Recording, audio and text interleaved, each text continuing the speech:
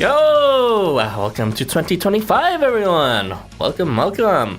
Today we are going to be playing through a ritual of Ogre and Dragon, I think that's what it's called. Come Forth Fortune. Let's go ahead and see what the story is all about, featuring Qinglong as well as Amanojaku.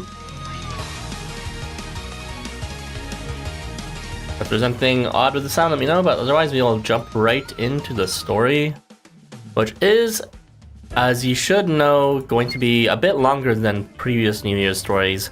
I was pretty tempted to split... This is the wrong quest. I was pretty tempted to split this playthrough into two different streams, but I kind of just wanted to do it in one day, to be honest. So this might go into 2-hour or even 3-hour territory. Mind you, it is quite long, given the amount of episodes listed. But, you know, I don't know anything about the story, so we'll be doing it blind other than the full episode count. Alright, let's hop right in.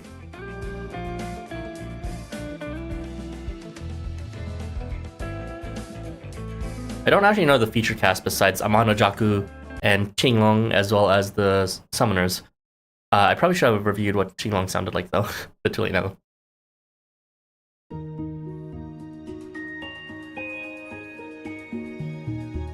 Everything he did blew up in his face. Until yesterday.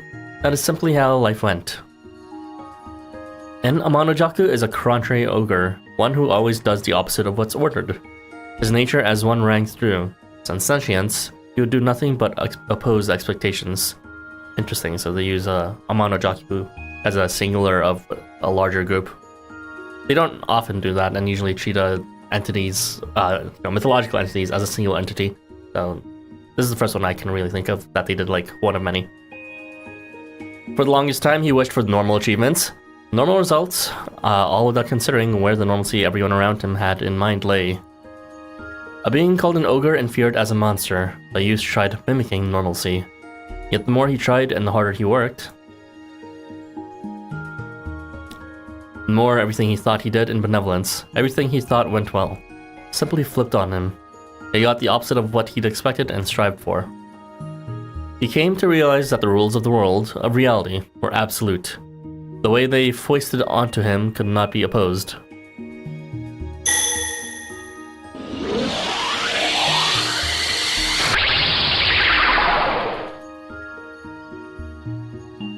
At least, so he thought, until he came to Tokyo. He had no idea that outside his home there were things that did not change, even when flipped. Nor had he had any idea that he could flip his own nature to help others.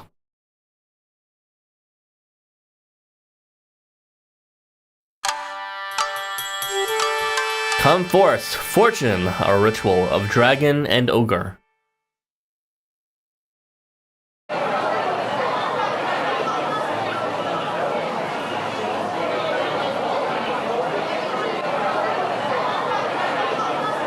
December 31st, New Year's Eve. With the new year fast approaching, Toji's workplace, Shinjuku Shrine, is far more crowded than usual. A few of the summoners are here to volunteer as well. It's way busier than normal. Wait, if it's New Year's Eve, then tomorrow will be even crazier, huh?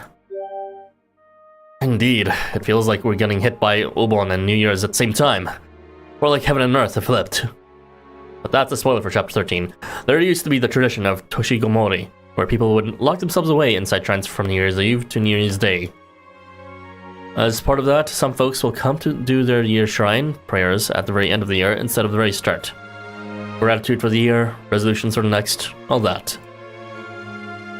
Start of year prayers are a lot more mainstream, so we'll be much busier tomorrow. I'm really glad you're here to help. We need it. The year's about done too. The end of year prayers are about to wrap up, so go ahead and meet up with Shiro and the others. They're taking a break. Well, if you insist. Not coming, Toji? Unfortunately, I'm a priest trainee and must tend to my duties. Don't worry about me. Go ahead and have fun with the others. Can you send my best to the other 2 new volunteers for me? The other 2? What are you talking about? Oh, I guess I haven't told you yet. They should be at the office by now, so you should. Welcome, Audrey and Azinu, and Banjo. Right then, you hear a voice calling for the priest from behind. The group with an exorcism reservation has come ahead of schedule. Sorry. I have to get back to my duties. Ryota and the others will give you the details. Do have a happy new year, Arthur. You part ways with Toji and head for the office on the grounds, where you expect the others to be waiting for you. Once there, you hear amused voices leaking out of the waiting room. Sounds like fun stuff is going on. Oh, Arthur! Welcome back! Great timing too! I never remember how Gulumaxi sounds. I swear to God. Our anticipated guest has returned. I imagine it was cold outside. Come, inside, and let me wrap and warm you in my prized furs. Oh, Gulumaxi. You're gonna cook him like sausage if you do that. We got the heater on. No fighting to keep next to the kotatsu, you two. Here you go, Arthur. The Shiroko soup's all warmed up. Entering the room, you are greeted by the delightfully sweet smell of red bean soup, most of the summers, as well as 2 other transients. Arthur, please, come on in. We are just in the process of introducing ourselves. Hey, there they are. The new band. Hey, introductions? Are those the two Toji we were talking about? Qinglong, Amanojaku? This is our guildmaster. It's them! Happy New Year, guys. Happy 2025. Moritaka introduces 2 transients to you. They appear to be an ogre and a dragonkin. They have been working hard as volunteers for a few days, but seem to keep missing you. Allow me to introduce myself then. I am Lord Qinglong of the 4 Heavenly Spirits, Sage Dragon Protector of the New Year and the Eastern Seas. Very dramatic. You should have been eating the boar fruit because we got robbed for real. Freaking Goombuxy. That's auspicious lighting. A dragon for the year of the dragon. They are not worthy. We are not worthy. Just kidding. I am but a humble instructor at Umamichi Academy. Let's all get along and sell a shrine volunteers, shall we? Umamichi Academy. You mean in Asakusa? You teach Motosumi and the others? You're Tianzin's co-worker. You know Master Tianzin. Indeed, the 2 of us are blessed with the post of educating Asakusa. I'll have to stress the right to my successor in Kim to Tokyo, you see. But that is a tale for another day. Now then, Amanojaku, it is your turn. Yes, sir. I'm here to volunteer too. My name is Amanojaku. I'm from the land of Wa, and I'm a first-year student at Umamichi Academy's high school. Other things. I live with Qinglong and do the housework and stuff. You 2 live together. What a quite cute little ogre. Indeed. Circumstances being circumstances, I'm acting as this one's young guardian. Pulling out Mononobe, if you will. You do not speak that name in this household. In any case, good to meet you.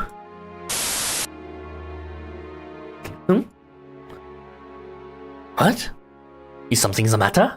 Or is the attention simply a bit too much? If that is the case, I ask for your forgiveness. Come then, let us eat, drink, and speak at ease. It's no one's fault, really. I think I'm just a little tired. A good idea. Yeah, Amanojaku being a high schooler along the same classmates as Motosumi and the others, I wasn't expecting that. I was expecting some sort of elementary division, but I guess he's just short for his age. Shoving your peaches down in Nara's face.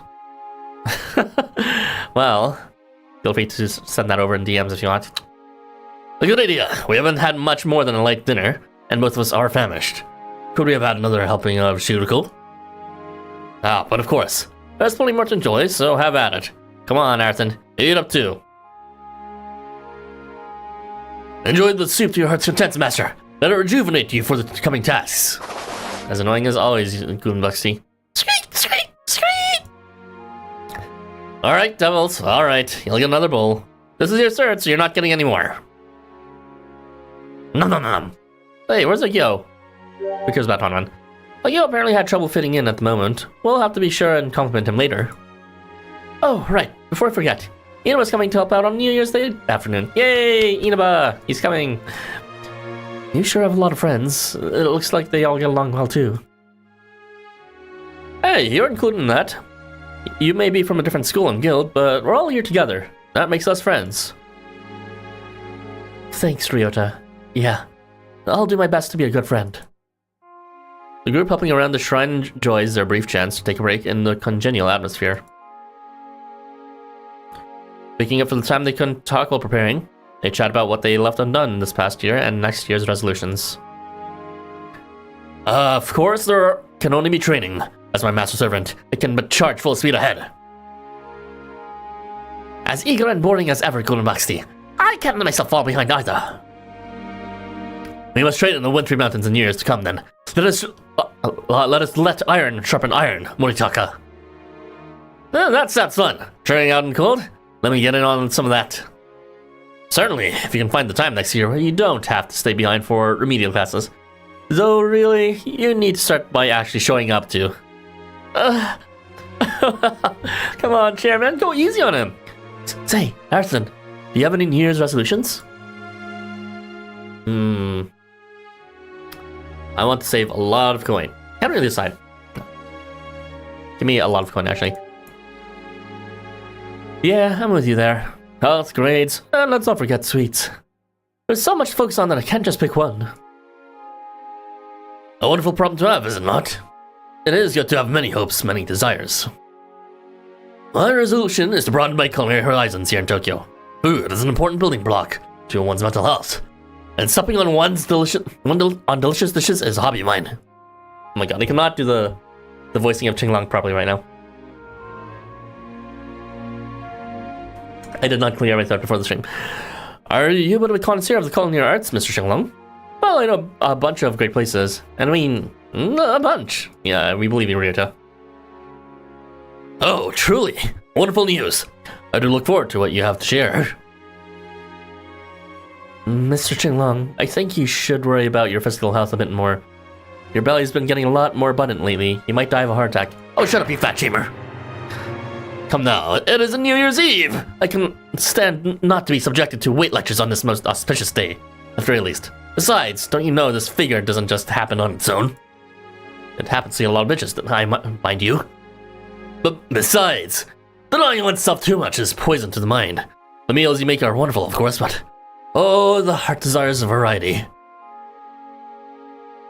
New rule. Next year, no more ordering delivery junk food after meals. Half the amount of regular pizzas too. Oh, so not only is Qinglong a fat ass, he's also an obese feeder or eater. That is one upset expression from Amanojaku. It actually looks like he wants to murder him. I apologize. Really, just don't hit me in the pizza supplies. Lifesavers say can't leave the vent currently. Oh, I see. Mid blowjob. Qinglong's aura of calm abruptly vanishes as he begs at Amanojaku like a panicking child. Nice to see you too, Zhao. You can feel a lot of something built up on in Amanojaku, but his twitching cheeks making him appear as though he is holding back a smile. Seeking the routine of two who know each other so perfectly, basking in how they behave like polar opposites of their first impressions, cannot help but smile. They're both chubby, so it's okay. True. It's heartening to see how well the two of you got on. Say, Amanojaku, have you any resolutions for the new year? Me? New Year's resolutions? Amanojaku falls silent for a time. He almost appears to be ruminating over each individual word he was asked rather than simply considering them. It's kind of hard to explain, but I want to live in a way where I've got my feet on the ground. Oh, that's probably a confusing way of putting it. What I mean is, well, I still don't know much about Tokyo, and when I just arrived, I made a lot of trouble for a lot of people. So next year, well, I want to work hard to be useful to people, to someone. That's a really upset expression. An admirable goal indeed. I imagine then that your days of volunteering have been a part of that. Not exactly, more like... Amanojaku stumbles over his words, and before silence can claim the room, Qinglong quietly speaks up. Amanojaku is currently under supervised release. This volunteering is part of his rehabilitation. See, so he's a delinquent. So you mean... supervised release. What's he released from? Well, it means he got arrested by the police and he's in the middle of being rehabilitated so he can get back into society. You're well studied, I see. Indeed, that is long and the short of it. So I work not just as his teacher, but as his supervisor, like a parole officer. Wait, him? Arrested? I've been carrying heavy junk around with him all night, but he was as diligent as they come. I can't even imagine him getting into any trouble. Oh, lots of people get confused right after being summoned, brushing up against differences in culture and law. Sometimes new arrivals impulsive to do things that get police attention. So you're facing your failures, putting in the effort to change and hoping to be useful to others. An admirable sense, truly. As a fellow transient and denizens of Landwar, I just may be able to help. Please, come talk to me whenever you'd like. Well, if that's what's up, you don't have to worry at all. I've had a reference first too. The Crash Bandicoot mask! The Aku. Yeah. I kind of want to see it because, you know, he seemed pretty cool in his, trailer and his voice lines being filtered too. Well, when I was at the Transient Juvenile Detention Center, they told me they'd never seen anyone like... Amanojaku pauses long enough for the tension in his face and shoulders to vanish before bowing his head in acquiescence and continuing. Still, thank you. It was really nice of you to say that. I'll do my best as a volunteer, so I hope you'll take care of me next year. Huh? Sorry, I set my alarm to go off 5 minutes ago before the New Year's fireworks started, so we wouldn't miss... It's that right already? Uh-oh. Alright, let's calm down. Okay, so I'll have 5 minutes. Let's get warm clothes and go on, and slowly, hurriedly, carefully drink up the rest of our shuko. No spilling! Oh, forget it, Ryota! We gotta give up on the soup! Master, mount my back. I shall take you to the best view in the shrine in 10 seconds. Better yet, mount me right now. In another way. That's better off for another time. Do not forget that Toji has reserved special scenes for this showing. Allow me to lead you there. Devils, stay in my coat. I don't want any of you getting lost. Sweet! Wearing your ancestor's face as a mask. Is that what it is? Everyone scrambles to get their jackets on and dash off, praying intense care not to bump into any of the public that are visiting the shrine. You head toward the place Toji had prepared for you as a modest show of appreciation for your aid. This is all the prologue, Jesus Christ. You're finally here! You were just about to lose a ton of Guardian points. Goodness, all of you. You're acting so much like expected that I almost feel relieved to see you keeping up the last minute arrivals. Not that I want to talk. Wait a long time. You two made it too, huh? How many more minutes we got? Thanks to the good grace of the Shrine's chief priest, we were able to meet the new year together. Yeah, I'm real grateful. Oh, and we got less than 2 minutes to New Year's. The real for making it on time turns all of your rush worries into excitement. As you and the summoners began to cheer in excitement, Amanojaku and Qinglong arrived from behind. There they are. Ah, you're here too! Just like I told you, right? There's a little lag sometimes, but they're good people. Got a hunch about this event, the next event this year already. Yeah, I mean, the next one should probably be a Valentine reprint of, what's it called? Valentine Crossroad, which is, I mean, politics is cool, I guess, and we get to experience the story-splitting new feature. Yeah, I'm sure you're right. Amanojaku, is it not hard to see the sky, standing behind everyone like that? How about going in front of ours then? No one's up front, and you're sure enough to look over. Welcome! Let me touch your cheek first.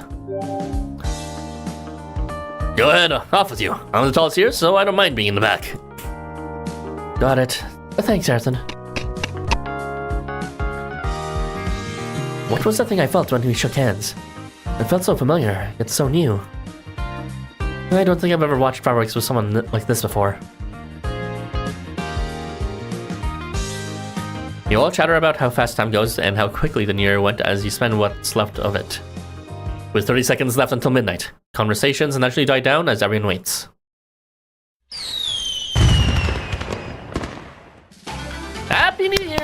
happy 2025/2024 in this event, anyways. Squeak! Poor Oddly. The apocalypse has burdened them once again. Amanojaku, Qinglong, Happy New Year. Let's make this a great one. We've only just met, but yeah, let's make it a great year. Oh, looking forward to it. Looks like we've been blessed by a splendid connection just as the year has begun. You exchanged New Year's greetings and spent some time staring up at the sky, watching the fireworks bloom. After the final fireworks signaling the end of the show goes up, everyone shuffles off to complete their first shrine visit and prayer of the year, basking in the excitement. The summoners follow suit, and Qinglong and Amanojaku fall from behind. Say, Mr. Qinglong, why'd you choose this spot for the rehabilitation program? Here, we have a great variety of peoples. A guardian dog from the land of Wa, a boar construct, all kinds. Oh, Yunjun, welcome back. We just entered the new year in this event, but it's actually just a prologue. And we're just saying our hellos to Qinglong as well as Amanojaku, who were simultaneously introduced as the supervisor of Amanojaku / teacher of who is a first-year student / delinquent who got in trouble earlier to some undisclosed thing. Two of us, you see, may be special, but we are not the only ones. Everyone is uniquely irreplaceable, and I was told that this would be the best place for one to realize that fact. I hope we can get along with everyone, and I want to get to know Ayrton better. I want to see more Qinglong Belly. I'm sure he'll come. Oh? Glad to hear your reason, Amanojaku. My urges feel different from usual. It feels like I'm not alone, but I can't quite put my finger on it. It seems then that coming here was the right choice. Though I must admit to feeling that some amount of bafflement when the person I recommended it to me out of the blue.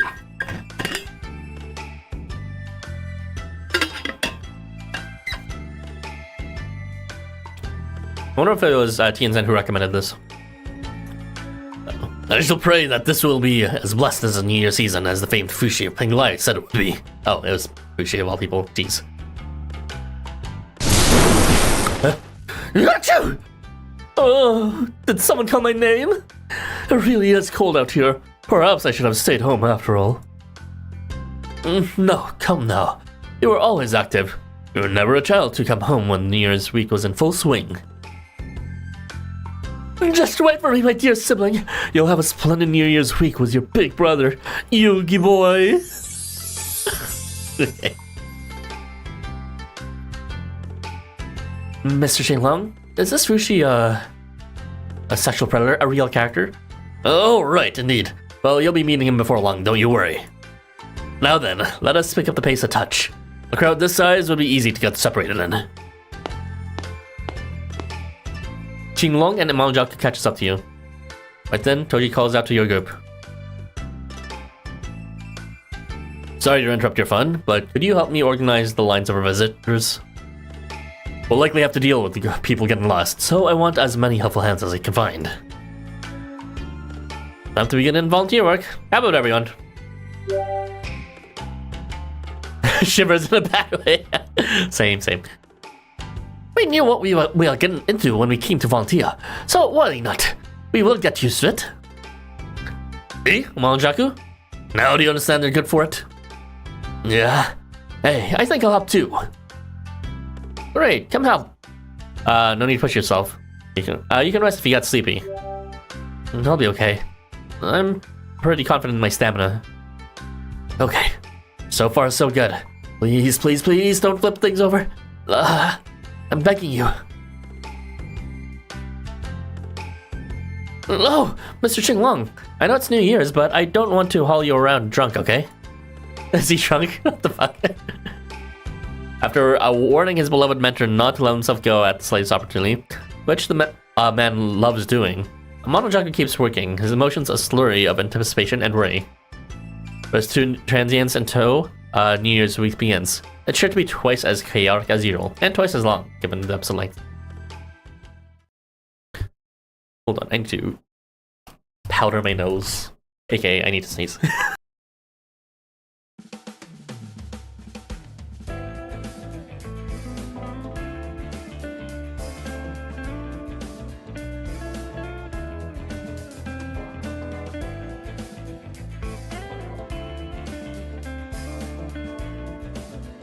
Voice acting really doesn't know how to clog up your nose. Alright, episode 1.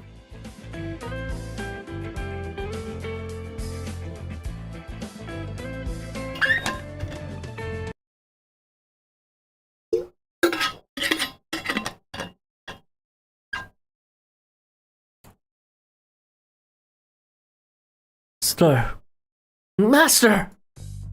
I didn't want to have to use the ace up my sleeves as the proud owner of the rank. Oh, this is little someone. Master! I didn't want to have to use the ace up my sleeve as the proud owner of the rank 3 certification of and giving up wake-up calls, but you forced my hint. Take this! Hug the fluffy creature. Listen, I know my wonderfully fluffy coat is to die for, but that's no excuse to keep sleeping away. Wake up, Master! Oh, goodness. Where would you even be without me? The sun isn't even up yet. But I have plans. Ugh. Come on, quit going back to sleep. You're the one who said you're going out to see the first sunrise of the year with your friends. Oh, just so you know, I woke you up at the exact time you asked, on the dot. You don't have to thank me for being such an excellent familiar, but I wouldn't mind if you did. Oh, well, before I graciously accept a well-deserved pet, there's something I need to say. Happy New Year's, Master. Let's make this one great. Happy New Year's, everyone. Let's make this one great. Speaking of this, does Fushi refer to you as a sister no matter what your gender is? I mean, here he referred to us as a sibling for some reason, but typically he does refer to us as a sister, regardless of gender. Yeah, Noah being the sister. Same here. Time for the first pet of the year. Muffy, muffy, muffy, muffy, muffy.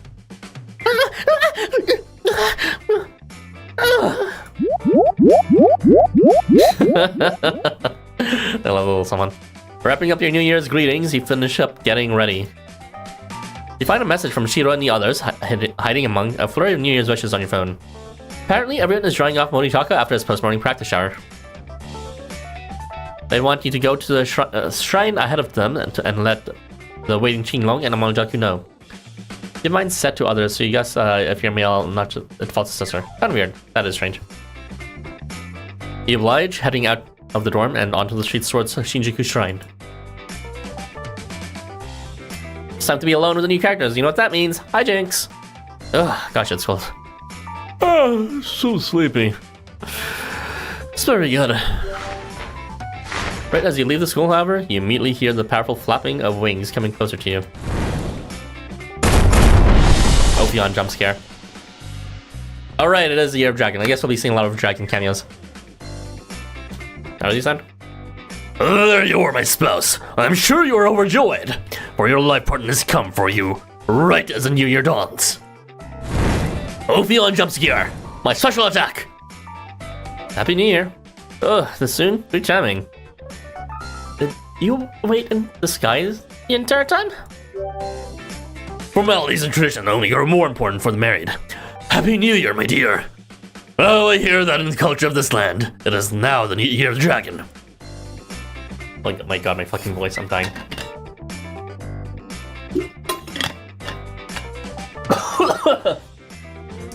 In that case, who better to fetch you at the start of the year than I? Any others would be unthinkable. To spend the night flapping in the air is a simple task, if for my spouse. Now come with me, and let us share the first morning come of the year together. I shall embrace you in mine wings and take you higher than any other until you come. I appreciate it, but I do have plans. Take me away! Wonderful. Let us come at the same time then. He hugs you close with his muscular arms, close enough for you to be frothing as you hear his heartbeat, and he spreads his legs wide open, along with his wings. Now, where to? Judging from how you stepped out of the school without me calling for you, I imagine you had previous plans. Well, I was hoping for us to spend a magnificent morning in the sky. My beloved spouse has made plans with his dear friends, and I could hardly kill myself for your pardon if I drove you to cancel them. If this was a different dragon who rhymes with Arushi, I'm pretty sure he wouldn't give a shit. He would just take us for himself. Now, plug your ears as I plug your butt. It's about to get windy. Cutting through the cold pre-cum winds, you fly high above your still dark neighborhood. Ophion's thick arms hold you in place well, along with his thick cock. Neither too tightly nor too loosely. Just like your ass. After a mere few minutes, Shinjuku's shrine comes into view and Ophion drops slowly and gently lands. Good one to wake up to. Got here way earlier than expected. Looks like no one's here yet. I may have gone a touch too fast. Unable to hold back my youth, I gave myself up to speed. It's okay, everyone comes a bit too soon occasionally. However, that does give us some time to spend too. You! Who are you? Do we count as dragon since we're one of the souls as a dragon? I think we generally are counted as a dragon, but you know, not necessarily to everyone. That was quite the impressive flight. Amazing speed and amazing control. I think. Oh, this is. Oh, that was quite the impressive flight. Amazing speed and amazing control. I thank you for delivering my beloved little sister to me. Are you ready for round 2 of coming together? You were. Ah, yes, Fushi. That gambler of great fortune who is known to all in the Vixen's casino. Oh, so he partakes in that. Indeed, that is I. A gambler of note and Aerthan's irreplaceable older brother. Can you even call him a gambler? He's a fucking... He predicts the future or some shit. That's just like scamming the house. Happy New Year, my dear. I'm sure it must have been cold up there. But don't you worry. I've made you some New Year's stew just for us. Happy New Year. Great New Year's outfit. How long have you been waiting? You want old Ophion? A lot of people do, I'm sure. I predicted you would come here, so I'd been waiting on the edge of the seat ever since last year's New Year's... Oh, okay. Last year's New Year's Eve. Wait, you cannot have been waiting here for an entire year. He's joking, right? A few years ago, I had simply predicted that you would arrive from the air, but I had not expected it would be a while commanding one of New Roppongi's highest executives. Goodness, you're as wonderfully unpredictable as ever. I wasn't commanding anyone, really. I guess we're both as we always are. This is kind of scary. Command me, is it? You certainly have the guts. One coming to be my spouse's older brother should. But as you have waited for an entire day, I will acknowledge your passion. I'm glad to see another understand how lovely my spouse is. We can take them together. Will do. I am the same. I cannot be more pleased to see how my beloved sibling is to everyone. And then we got spit roasted by 2 dragons. If only. A peaceful resolution. Husband and brother battle. Amanojaku, help! Mr. Qinglong, help! I'm a 3rd dragon. Get ready for it, Aerthan. Hello, everyone, and Happy New Year. Master Fushi has readied us all some splendid New Year's stew. Aerthan, please enjoy your fill. And Ophion, was it? Would you also like some stew? Were I still my old age, I would have laughed off such an offer, but I believe I will oblige. One question, Master Qinglong. You have been holding to what I asked, yes? Indeed. Amanojaku has dished Aerthan's portion into another pot. Wonderful, wonderful. Now then, my dear sister, right this way. I ran into Master Qinglong last evening, you see, and he negotiated me with the shrine. The stew is homemade. Really? I wanted to only make enough for you, but I do know how you are. If my actions only serve to stress you, well, that would defeat the purpose. Great, I'm hungry. Let's go. Oh, you're racing ahead! Your big brother couldn't be happier. No need though. Just have a nice seat while I get it for you. You head for the shrine office they'd been using as a waiting room yesterday. While eating your New Year's stew with Fushi and Ophion, Agyo, Inaba, and Amanojaku show up after spending the night at the shrine. Inaba! Where you at? Happy New Year. I knew I met you all yesterday, but here's to another good year. Hippy Happy New Year, Master! I was planning on showing up around lunchtime, but here I am. I may have been all night making some fortunes, but it's not every day I get to see the Year's first sunrise with you. I just couldn't stay lying down. Yeah, that's the spirit, you know. That's good option that gets your guardian points. Oh, I'm finally getting points. I see. Sounds like I'm at the top of the fortune rankings in the summers then. Sorry, buddy. Not happening. The trick you played earlier started you at minus 100 guardian points for the year, so you've got a mountain to climb. She always gives bottom vibes. Optimistic beginning, Inaba. That's a merciless penalty. What got him hit that hard? Jesus. Well, when I was practicing calligraphy, the guy came over and vandalized my writing with red ink, saying it was a great addition. Compared to that, Amanojaku has been putting his whole heart into things lately. He's been really good and diligent. He's been great with cleaning and making tea too. He doesn't start too many conversations, but he's been ranking in the guardian points. Thanks. I didn't think the day would come when a guardian dog talked nice of me. Was the dog and rabbit old Chinese Zodiac New Year's characters too? Agil was indeed released during Year of the Dog, which was the first New Year's event of Housamo, I believe. Was it? It might have been the second. I can't really remember, but it would have shortly released after Yule if that was the case. If not, then it was a year after Yule. But besides that, Inaba did indeed release during the previous year to this. Uh-oh, here he is. And I don't give two peanuts about it. What? Do I look like a baby hoping to get gold stars from the teacher? Here he comes. Give me minus 100 points. That's how I live my life. And that's the Amanojaku way.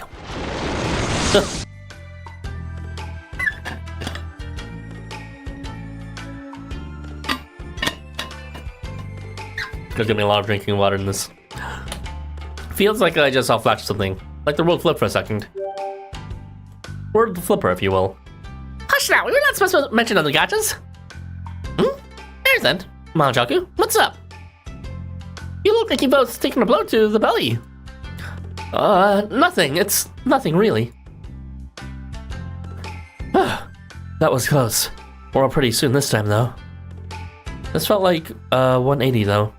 Feels like I took another flip for a full circle. It's like my usual flipping itself got flipped. Bring me back to normal. This has only happened when... Wait, could he be like me? Say, Arathan, would you mind if I stood a little closer? I knew it. The urge is there. Different from usual, but why? Oh, I got way too close there. Sorry about that. No need to freak out like that. I don't mind, you can get closer. Heck, I want to give you a hug. Where'd that come from? As is tradition for every New Year's character. Sorry, but I'm about to ask something really insensitive, but... Arathan, would you happen to be something... That is really... that is pretty insensitive. Arathan, would you happen to be something of a human failure? Jesus Christ. What do you think, guys? For real. So sorry, gosh, just listen to me. What am I even... Yeah, if I had to give my educated guardian opinion, Arathan is sitting at a solid minus 100 points. Huh? Indeed. Wherever Arathan goes, problems follow. When struggles in balance for all. Afraid I can say nothing in my defense. That's how you see me. Hey, I'm your guildmaster, you know?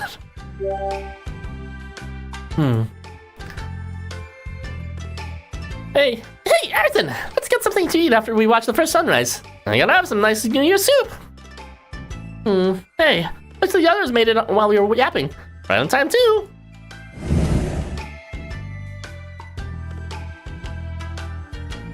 Actually, yapping is an anachronism. It only became a meme in 2025. Well, the gang, or 2024 rather. But the gang all here and suited up, you head up for the world collided Mount Hakone. The trail to the relatively low peak is made for tourists and is an easy trek. Pushi, Inaba, and Ophion tag along, making the triple lively one. Actually, wasn't this from like 2 years ago? Well, it was last year actually. But yeah, that is an anachronism. We've got the dragon triad of Mr. Qinglong, Fushi, and even Ophion with us. With this many dragons to start New Year with, there's no way Arathan won't be able to close this hole anymore after this. We don't have something good waiting. Please, manners. Besides, the whole year of the dragon thing. That's just a custom here in Tokyo. Well, if you can't remember etiquette, then I'll grant you a special pardon for Arthur's sake. I don't mind, honestly. Not when an older brother who is both perfect and exceptional. I went around my sibling. Indeed, I do know you all have tact. That said, though, you are in the presence of New Year's fortune bringers. Come, let us hear some worship. I can feel my fortunes rising. Here's money, please. Everyone's getting a kick. They seem radiant, inspiring. Perhaps this truly is their year, and ours for being close to them. Well, even without the cultural context of the year being what it is, they do feel like these types who always have these spotlights shining from behind them. You are in the presence of one as auspicious as myself, and the dragons I have lauded. It is only natural for the lower folk to be amazed by our aura. Now then, Master Qinglong, I hear you haven't taken care of the diminutive pupil over there. There is a rather difficult character to deal with among my subordinates. He has grown with education, but still has a ways to go. Aizen jumps here. Oh my god, the brain rot is real in chat. I have been working with other organizations, but I seek your advice on as one who helps the youth grow and improve. Having changed his environment, exposed to ways people and he isn't familiar with. That change will prove educational not only to him, but to his teachers as well. Does this take place before, what's it called? Jamboree? That'd be peculiar if it did. Of course, your choice of what sentiment must be made carefully. As long as you get that right, however, the young will pick up what they need on their own. Trust me, Jinpai Suruna. Environment differs so much for the young. Amanojaku has become all but a different person since he started living with me. I'll even volunteer to do the housework now. Oh, how splendid he's become. There's something wrong with the auto-skip feature. I need to send a bug report to them. It seems that whenever there's like an automated animation that plays, it auto-skips the end of it. Really got something to say, huh? Let's hear the youth side. Tokyo Brain Not Summer, Jesus Christ, guys. When shall we encounter Qinglong Belly? Yeah, we've been occasionally seeing it, but the very first introduction, he literally showed us full sprite. 5-star. But yeah. Let's hear the youth side. If I don't do the housework, things at home will fall apart. It would appear that you are not simply leaving the cooking and cleaning to him as an educational gesture. Things at home will fall apart? What kind of a life are we living down there? That's too harsh, Amanojaku. I mean, certainly yes, I did tend to have my old food delivered, but... You don't cook, you don't do the laundry, you don't pick stuff up or clean anything. The house is a total mess. With a home like that, I didn't have a choice. I had to get good at housework. I get that you're busy with work, but at least pick up your clothes after you take them off. And Amanojaku, that's a privilege. Amanojaku, please, swap places with me. I'll be serving Qinglong instead, if you can take off a shirt from me. Always so quiet, but he is roaring like a lion. Good environment away. I skipped this accent. Alright, you got me. Just got in the habit of leaving things messy. That's right, Arthur. Well said. My messiness was wonderful for Amanojaku.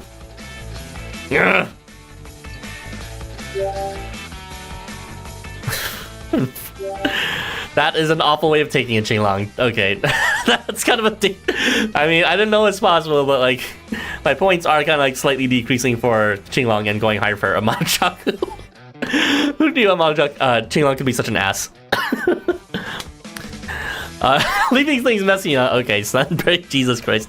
Anyway, that aside, I do believe I should make some personal improvements. Honestly.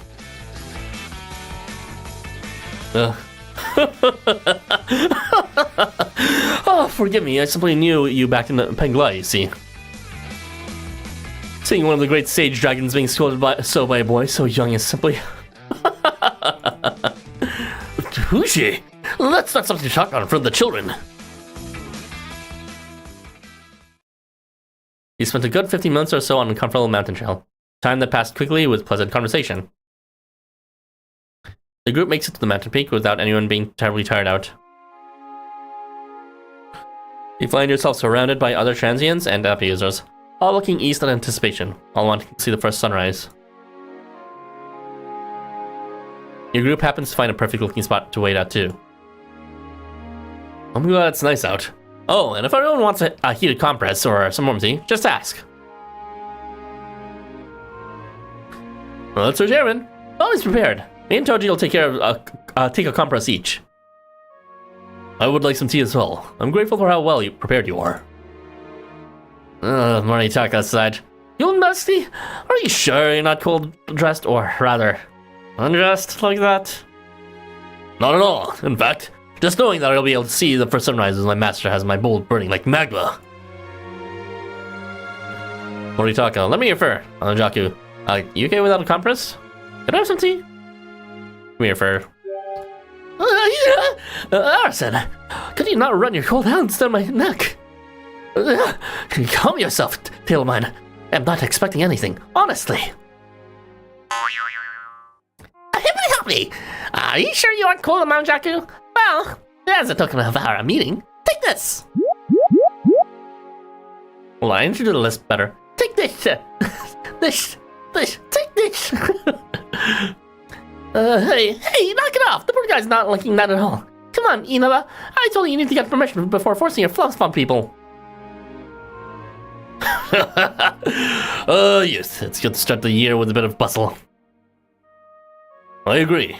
New Year's in Penglai was always just as busy. And I'm pleased to see how busy my dear Yuki boy looks. Indeed, I was hoping to spend the morning alone with my spouse, but it is rather pleasant to see such joy on the face of my beloved. Excitement builds among your group, and the sky seems to follow your cue as it grows light. It's about time, everyone. You don't want to miss it after how far we've come, do you? Fushi's statement makes the group quiet down, like they did during the New Year's countdown. With everyone watching eagerly, the morning sun shows its face.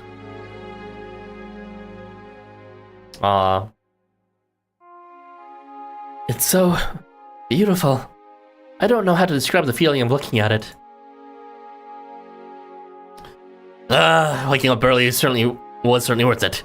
This is a baseless statement, but I feel this year will be a good one. Well, you know, it couldn't be any worse than 2023. So, but I guess they were right. Yeah, here's to hoping. As everyone lets out their sighs of awe, you feel a hand on your shoulder. Seeing the first sunrise of here with you is just as moving as it's ever been. The sight has put me in a generous mood. I'll tell you your fortunes personally and directly. This is your first and last chance, and you each only get one question. Come, what would you like to know, Yugi boy? Thus did you make it through New Year's Eve without incident, ending it with a view of the sunrise. After seeing the sun climb up from the horizon, you all head back for Shinjuku Shrine. This is usually where the event ends, but now that I think about it, this is supposed to be a Setsubunten event too, which I guess that takes place sometime after New Year's.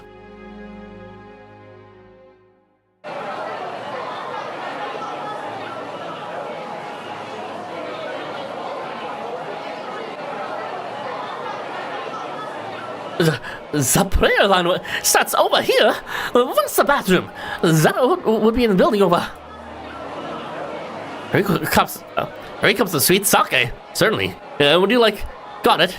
Devils, got us 3 cups of sweet sake and 2 bowls of pork soup. Sweet. And this is where the fortune line begins. Cups of sweet sake are back to the right. We're so busy, I wish Nomad was here. People, as far as the eye can see. Crowd here for New Year's prayers makes last night shrine look like a ghost town. People are shuffling out to do their New Year's prayers is nothing new, but a certain shrine offering has gained fame on social media as of late. Hey, it's Inaba, his shrine's popular. Hippity hoppity! We're passing out our white hair fortunes this year, too! Come get them over here!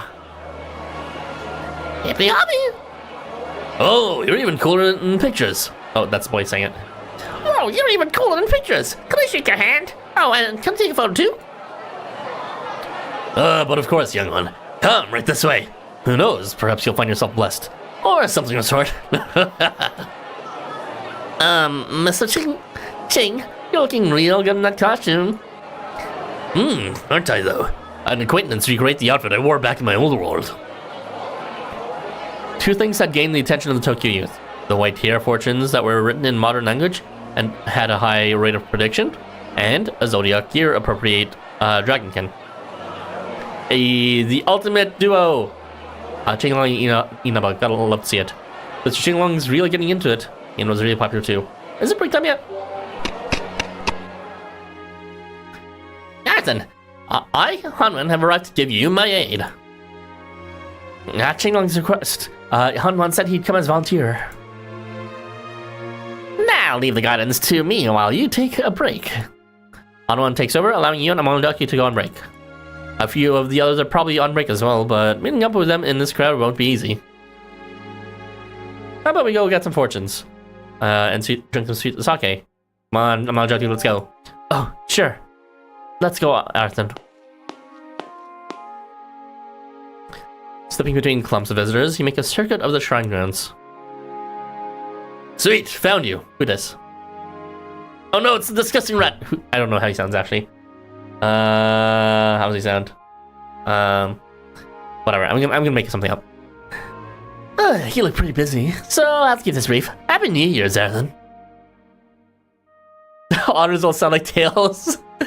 Here's a New Year's present. Have me for a day ticket. No selling it off anywhere else. Got it? Well, see ya. See you never again. He hands you a gift, which unfortunately isn't the customary one of money. Wow, you suck. That quickly vanishes into the crowd, saying he has a special New Year's patrol to attend to. As if to follow his act, many of your other acquaintances show up to give you their New Year's greetings as well. Yeah, she's a dragon too. Technically. A pleasure to meet you, Arthur. Allow me to pass on my master's New Year's wishes. I come with a New Year's card from him, as well as some for myself. Do flip through them once you have the time. Hey, it's a Gunmakula, and it's the New Year's gang. Fucking Gangle still has his... Why does he have that ink stain on his face? I already forget the reason of why he does. There really are all sorts of transients here in Tokyo. People who are unlike anything I've seen back home. Mad respect! A world where everyone can be who they are. Be true to themselves. But I wonder, would it be okay if I was who I am? If I was true to myself? If me doing that would flip over Tokyo itself and everyone in it? Well, I mean, we have quite a few exception people like that, and... I mean, I'm gonna be real with you, Amanojaku. They're not necessarily the most accepted either. Sometimes if we just, like, shove them inside some plane of Naildi. But, you know, see, people will reach out to you. Not everyone, but some will.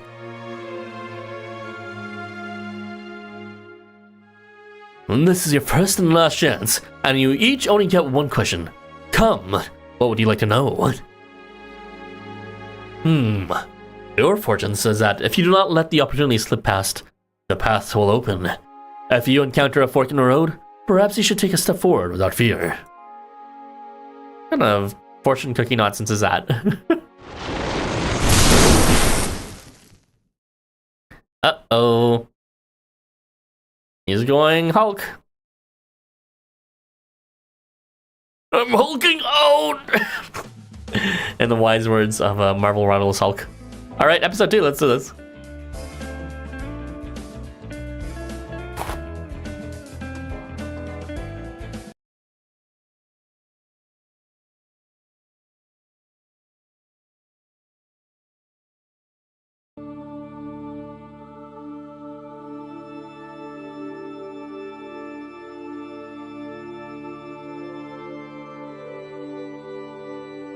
Life blooms, and the nation thrives. Yet with time do the heavens split. With time do the signs of the end drip through. In the world of Penglai, an aurora from above has long been believed to be the heavens splitting, to be the sign of coming war. And I got crows. Thanks for staying this long. Laters. As light that falls from the heavens can return, even the most glorious nation must fall to history. Such is the rule of hierarchy. For light is that which falls from heavens to ground. This rule cannot be overturned, not even should the heavens and the earth be flip. What is the rule? Sorry. Is it just like the destiny of nations to collapse? Or to go commit strike? I don't even know. Lives fall, nations are vanquished, yet both are reborn. The world continues glimmering as it moves forward. Life and death are as nature wills. The path continuing on eternally is but a single point. Such is the faith of Penglai. He has seen countless wars rage before him, and with them, the loss of countless lamented lives.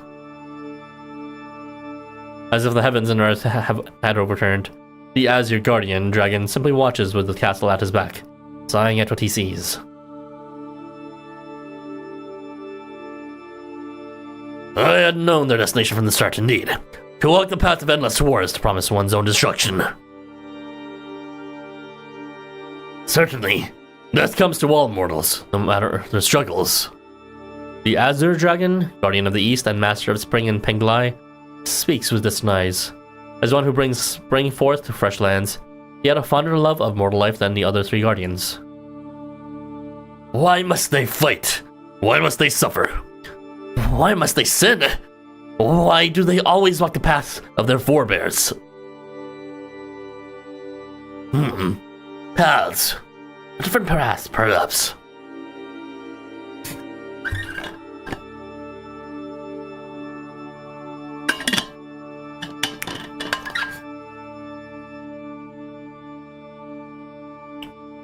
I see. I had not noticed. I had not even thought. Oh, how fearsome it is to grow accustomed. Too accustomed. However, the Azure Dragon stands and turns to face the chair he had previously been sitting on. I cannot say it does not suit me. To stray from the path in a bout of excitement. Is that not what most suits Spring? To reach the same destination by walking the same path is simply the way of things. I must then find another path, another destination. Someone remind me to send a report to LifeWonders that their thing skips text if there's an animation. Of course. If I am vacating this throne, then my name of Azure Dragon must be returned.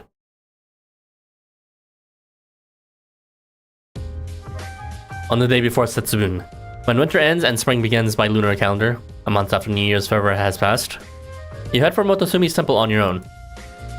Your visit is a result of the New Year's party you had at Cafe Asterism after volunteering at the shrine.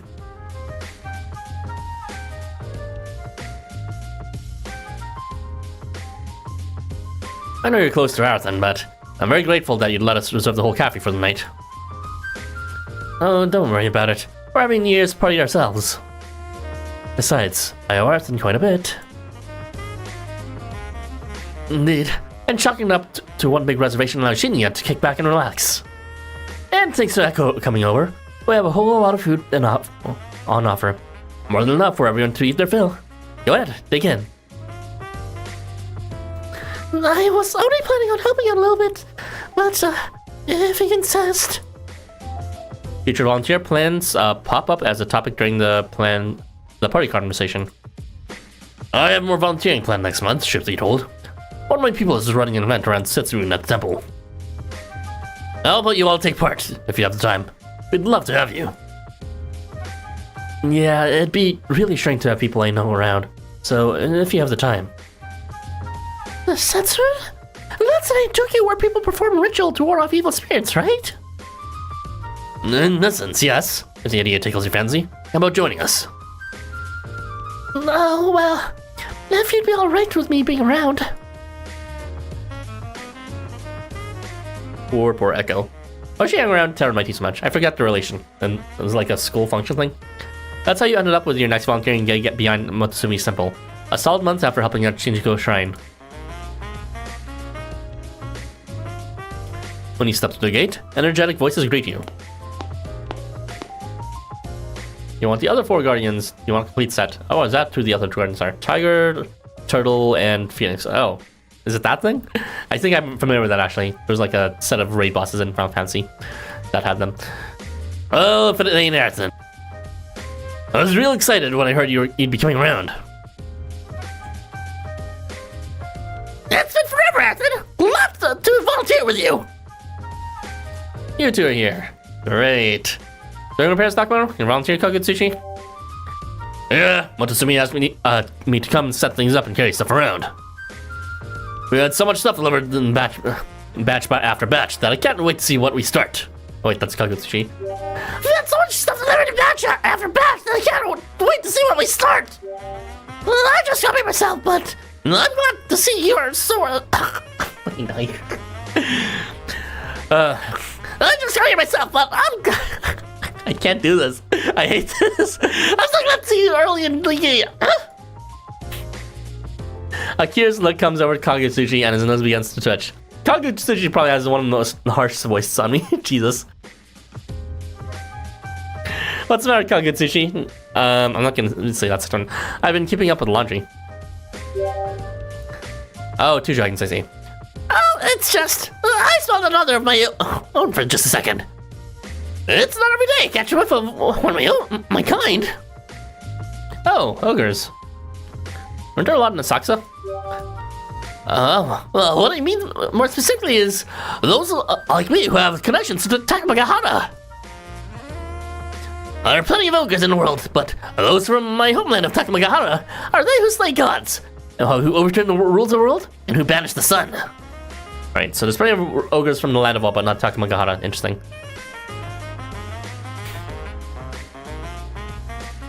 It's a bit strange for me to say, but we are not a common sight. Truthfully told, when you think of Japanese mythology, you sort of think of two different things. The whole Amaterasu Tsukiyomi shtick, and then the ogre stuff with yokai, and then they are kind of like separate for the most, now that I think about it.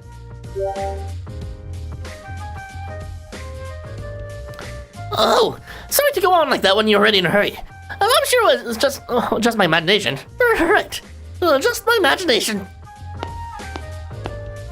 Huh? Ah, there you are.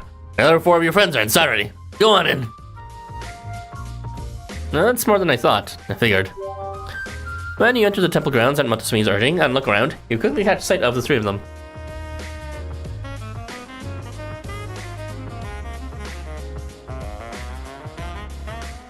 Ah, Arthur, I thank you for coming. Thanks for me too. I'll do what I can since I'm here. Okay, that's everyone. Mr. Qinglong called. Now we're gonna be real busy today. We're not just preparing the rice cakes and beans to toss. We gotta get the sushi rolls and pork soup prepped today too. That's one packed day. Are you sure about bean tossing?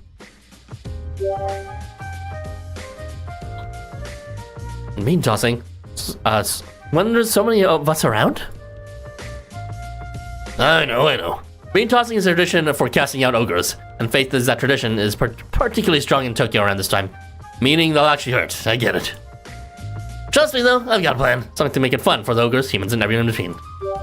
Didn't they already do like a in with the ogres thing instead? Well, maybe this is not in continuity with in with the ogres. They actually did change that tradition of throwing beans at the ogres. I really gotta thank you though, Arthur. Nothing beats having good friends in life, let me tell you.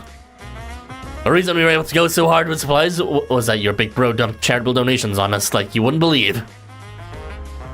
So the fourth one is Fushi. Don't remember him being invited.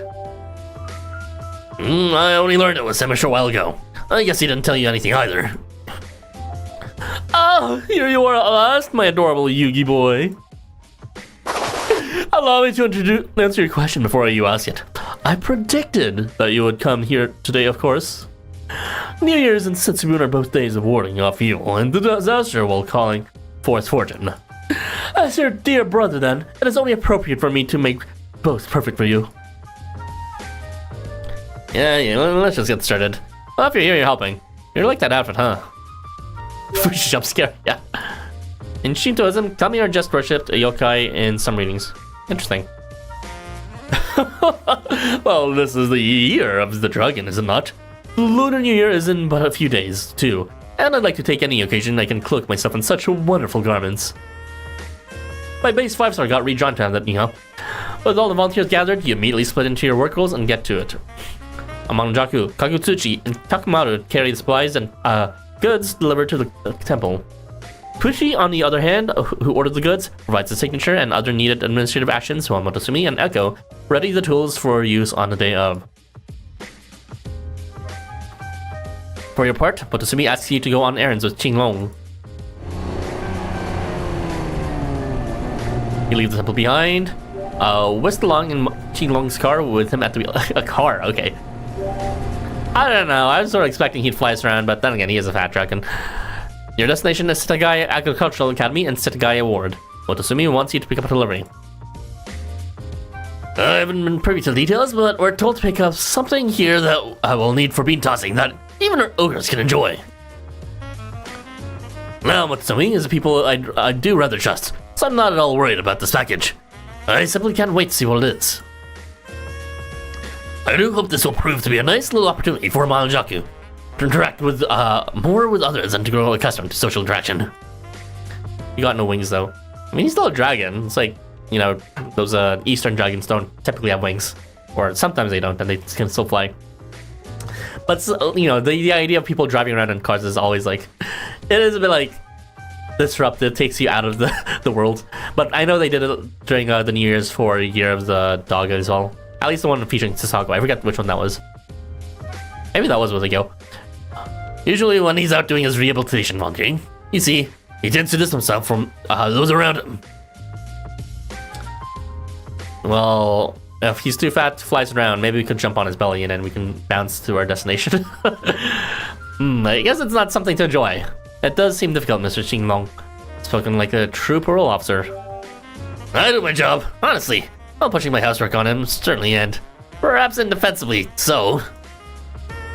Well, as his caretaker, I do have hopes on in his labors with you and the others. Are we getting modern? What?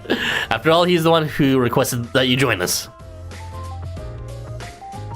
The sound of the car running fades when it rolls to stop at a red light, and Qinglong falls silent. Besides, you don't really see cars in Japan that often, at least when it comes to like Anme. You know, usually everyone just takes the famous Japanese Shinkansen subway system.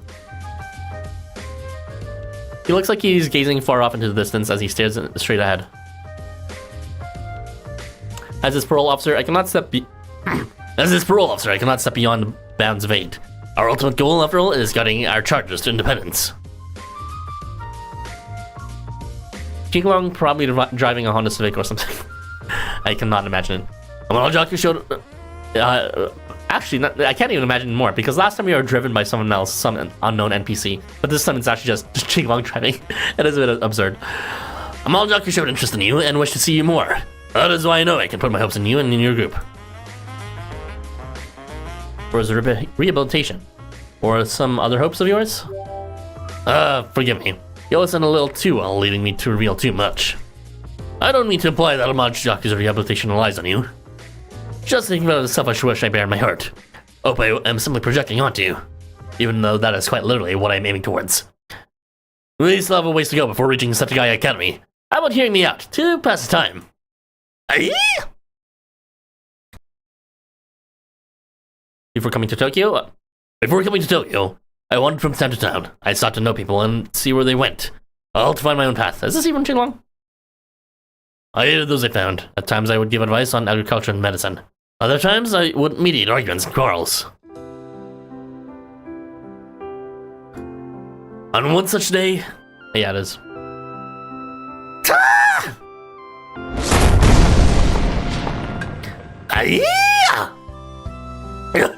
Damn you, old man. I take it you're the one who's been robbing the village of late. You have stolen their crops right before the harvest, pilfered their livestock, and injured witnesses.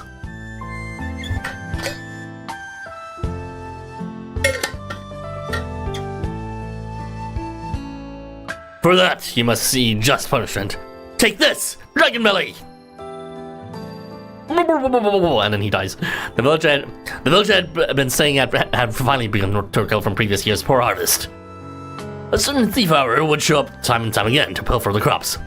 Whenever he made off with the food, I would capture him and smother him with my belly. That particular time, he put a particularly fierce fight, and I had to punish him more harshly in kind. Still, it was lighter than what the villagers had requested. This needed to be punishment and not vengeance, after all. But... an unfamiliar face, yet the presence he has about him. Say, you there. Are you looking for someone? Or something, or perhaps someone? Oh, yes. I'm looking for my big brother. Have you seen a spotted Therian around here? The resemblance is uncanny.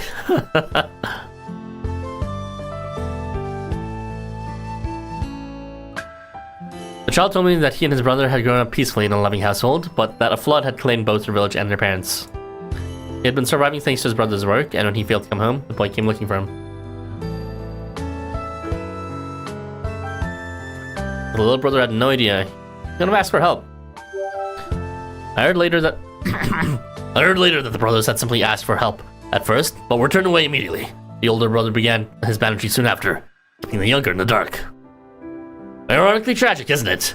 That blessed body of his supporting the belief that their misfortune was a lie. And I too, the fool that I was, only focused my attention on the fact that the peace had been disturbed. Don't judge it, none of your business. I mean, they could be adopted. What happened next? He did rob them, though. That's really complicated. Forgive me. I did not mean to trouble you with the ethical conundrum. My reason for bringing it up, however, and my answer are as follows. That he was guilty of his crimes, there could be no question. But I was unsure if I could truly call him evil, or even simply a bad person. Thus, I sentenced him to work in the fields, calling it atonement. In exchange, I sought his needs for food and shelter as compensation for his labor.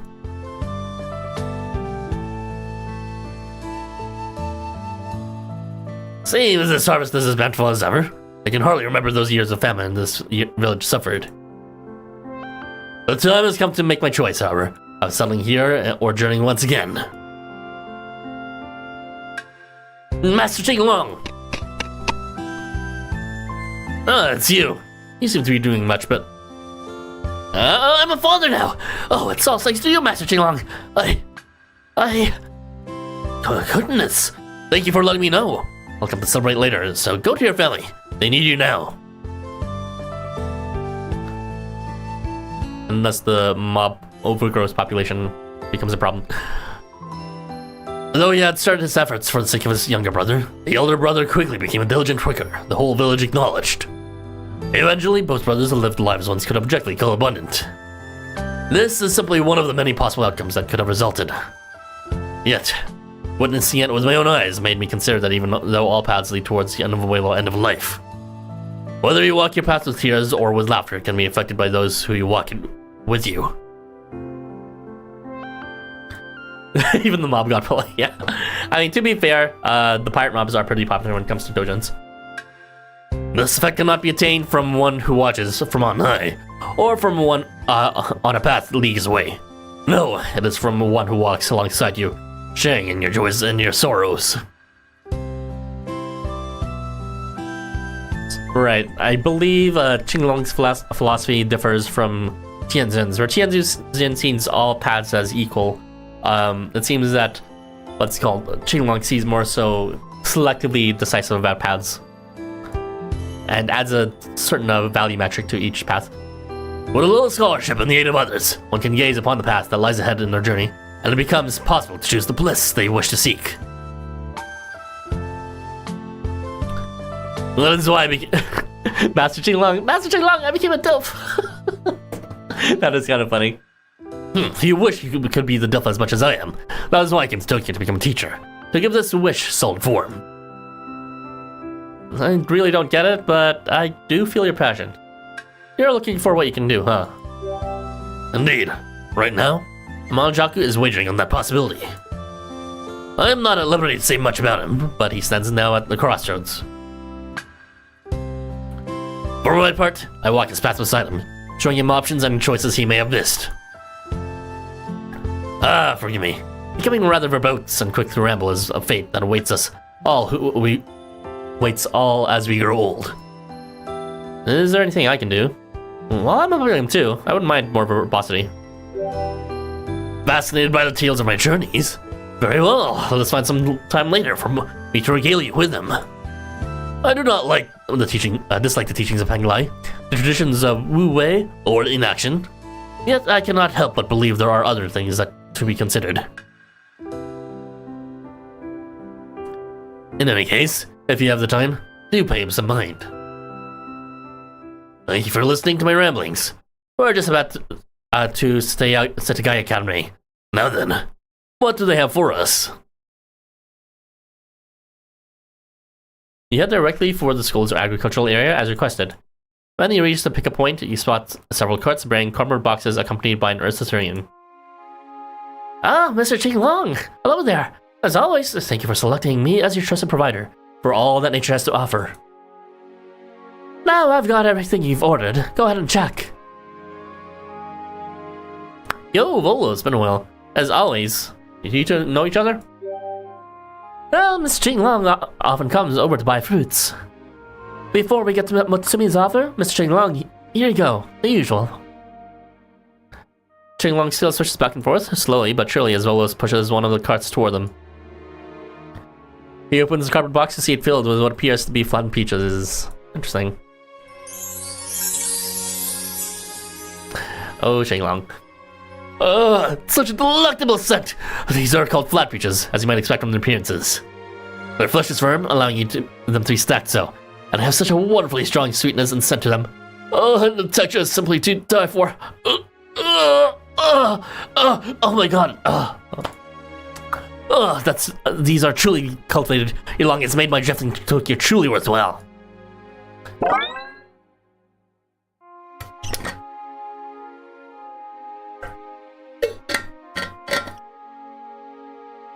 Well, I'll chill them and serve them to you and the others later, so do look forward to it. Gotta be a ton of food in here. Forgot already about what Amanojaku said to cut down the peaches. I gathered up my dirty clothes and did the dishes precisely to avoid that restriction. I would gladly suffer some housework to indulge in these peaches. You should probably do them either way. Can you also check these boxes too? Ah, right, forgive me. I'd forgotten why we came here in the first place. Arthur, could you open that box? Really, right in front of your pedestal? Definitely a food buddy with Ryota. I mean, he seems... Yeah, he did mention he was into culinary stuff, but I don't know if that'll pan out with Ryota. He opened the box as asked. It is packed full of long, hard, shell-like clusters with narrow midsections. Peanuts. Ah, well played, Mototsumi. Well played how? Come, let us load them into the car. I'm looking forward to tomorrow as much as I am these peaches now. This is just like it won't work if it's peanuts instead. I can only hope tomorrow's event does not flip topsy-turvy.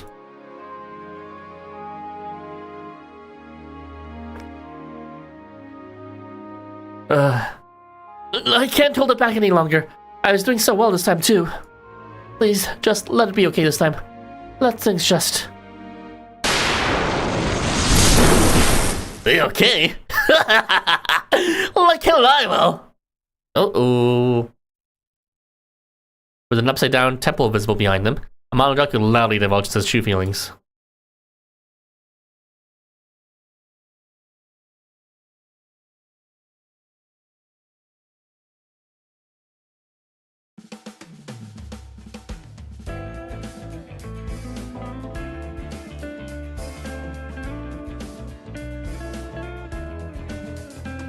Alright, episode 3.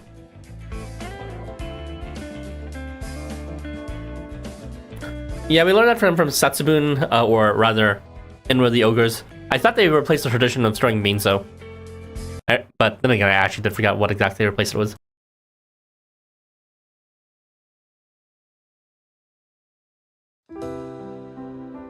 The Ogre boy who lived out in the country was not particularly rich, nor particularly poor. I got chased out again, even after I worked so hard to be a good ogre. I'm hungry too. I guess I'll go foraging. Oh, you there! You're Amanojaku, right? Me and my family were making rice cakes today. We made a little too many, so my mom said to give you some to friends. You get one too. Yeah, different names. Huh, really? I can have this? That next time, I'll give you some of the veggies I foraged in the mountains. Thank you so... Just kidding! Fuck you and fuck your family. The raging ogre returned to the ruined temple. After spending some time alone, the dark energy around him would weaken. Eating that kid was sure scrumptious. I'm pretty sure that's what the myth is. It happened again. It went and happened again. Amanojaku's shoulders drooped as he looked towards the village. His consciousness is clear, and he had his memories. He remembers everything he did.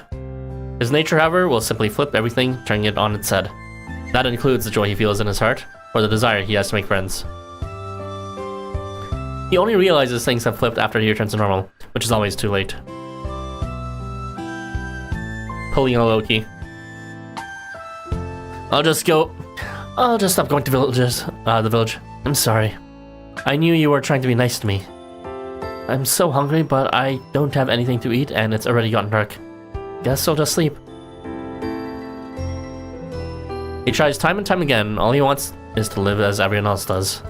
Yet he cannot help but hurt others and hurt himself. Thus, there is only one thing to do, and that is to stay away from all for their sake. Not realizing, however, that that resolution will overturn everything, including the world itself.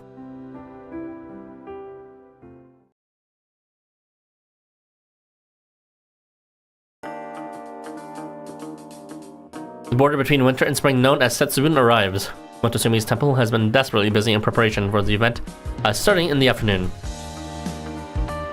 Since Qinglong has been advertising to his pupils in Umomichi Academy, a crowd has already formed. A few vendor stalls are set up around the grounds as well, giving the temple a festival feel. How many cucumbers did I have to cut up again? And how many rolled omelets do I need to make? I'll help with the cutting when I'm finished here too. The rice is ready! We need to make two more pots? Sure, I'm on it! It's alright to call you without warning. You're gonna be a huge help, I tell you. Been doing good? Yeah, it's good to have some screen time again. Looks like you have too. So, what do you need on me? First, I need to get the rice cakes ready for tossing. Mototsumi and Oniwaka are already on it. So let's go help them out. That Kamo no Kimi Kunaso or whatever always gets my skin crawling whenever I come over here. Excuse me. There's no way you're coming over here wearing next to nothing and complaining about your sensitive skin. What happened to being that Hozoin tough guy? Oh, don't get me wrong. I'm not complaining. But I'm doing my job since I'm here. I can't have everything eating mediocre rice cakes either. Well, that's what I like to hear. I gotta get my kids eating good rice cakes too. So let's see that hammer arm of yours. That did not look like pounding rice cakes. That looked like pounding some other kind of cake. They're so in sync. I'll make it on time. I'll desperately carry the rice. Oh, look at them pound that cake! They're passing out sushi rolls later too. Hey, think we can help with something later? They seem really busy. Hey, it's the guy from In with the Ogres, aka the racist dude. This is the last rice, Chief. I'll also carry the finished cakes. Need me to do anything else? All done with the rice? Good. When we got a good bit of the paste done, we'll be doing the interactive pounding thing. Can you go around to the kids and tell them about it? What is that reaction? Oh my god. Yes, sir. But yeah, if you guys remember or never saw the story, it was Setsubun. There was a bunch of racist kids that were bullying them. That is really because of this dude here who was telling them that he lost his job because of the ogres or something like that. And like, honestly, it did kind of resemble the story of Qinglong, what he gave. But it happened with this fire fencer. Oh, yeah, that I would react that way too. Sorry it happened to you. There's a different kind of optimism and warmth in the air compared to New Year's. It truly feels like a welcoming spring and with open arms. Right you are. Indeed, it's the thriving hustle and bustle that my dear Yuki boy shines its brightest. And simply laying eyes on that is satisfying enough. Well, time to reel in my languor before Amanojaku starts yelling at me. I'll be off. A wise plan, though my reading tells me it is already too late. It is. If only you had told me earlier. Now then, I do believe it's time for me to tend to preparations of my own. I hear that's sentiment in the New Year's Eve of this lunar year. Which means I will be needing New Year's soba. I have already arranged for the ingredients, so I have trained hard for this day. I shall make it from scratch just for you, my beloved sister. I will be full of brotherly love, and you will be full of my brotherly love. I see. Well, I wish you and Arthur luck. I'm not sure if I should. The pleasant chaos continues until all the necessary preparations are complete. When things calm down, all of you gather in one location. Happily married couple, Motsumi's perfect family life. Oh yeah, that's right. Motsumi and Takuma kind of have a thing. You are attended by a number of cardboard boxes. They are the same boxes you picked up with Qinglong yesterday. Alright, you probably heard this at some point yesterday, but I'm gonna lay down the official explanation here and now, so listen up and listen good. We're gonna have a battle to ward off evil, but we're gonna use peanuts instead of beans. Yay, how fun. That ain't nothing hard. We're just gonna throw peanuts at each other. Real gentle-like. Remember how I talked about the bean throwing tradition in Tokyo, and how they hurt ogres and evil spirits and stuff? Well, peanuts got the kind of belief system surrounding them. Plus, since they're hiding in their shells, we can always pick them up and reuse them later. We can even take off the shells and eat them as is, or make them into treats.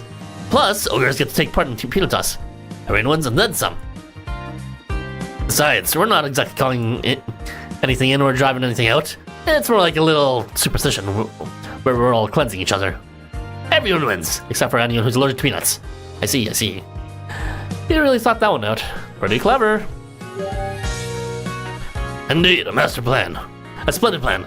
It's like Motsumi's kindness given form. Quit it, Miss Qinglong. You're making me blush. Hey, Arthur, don't look at me like that. Are you sure this is going to be okay, though? I mean, I don't get bad vibes over it, but...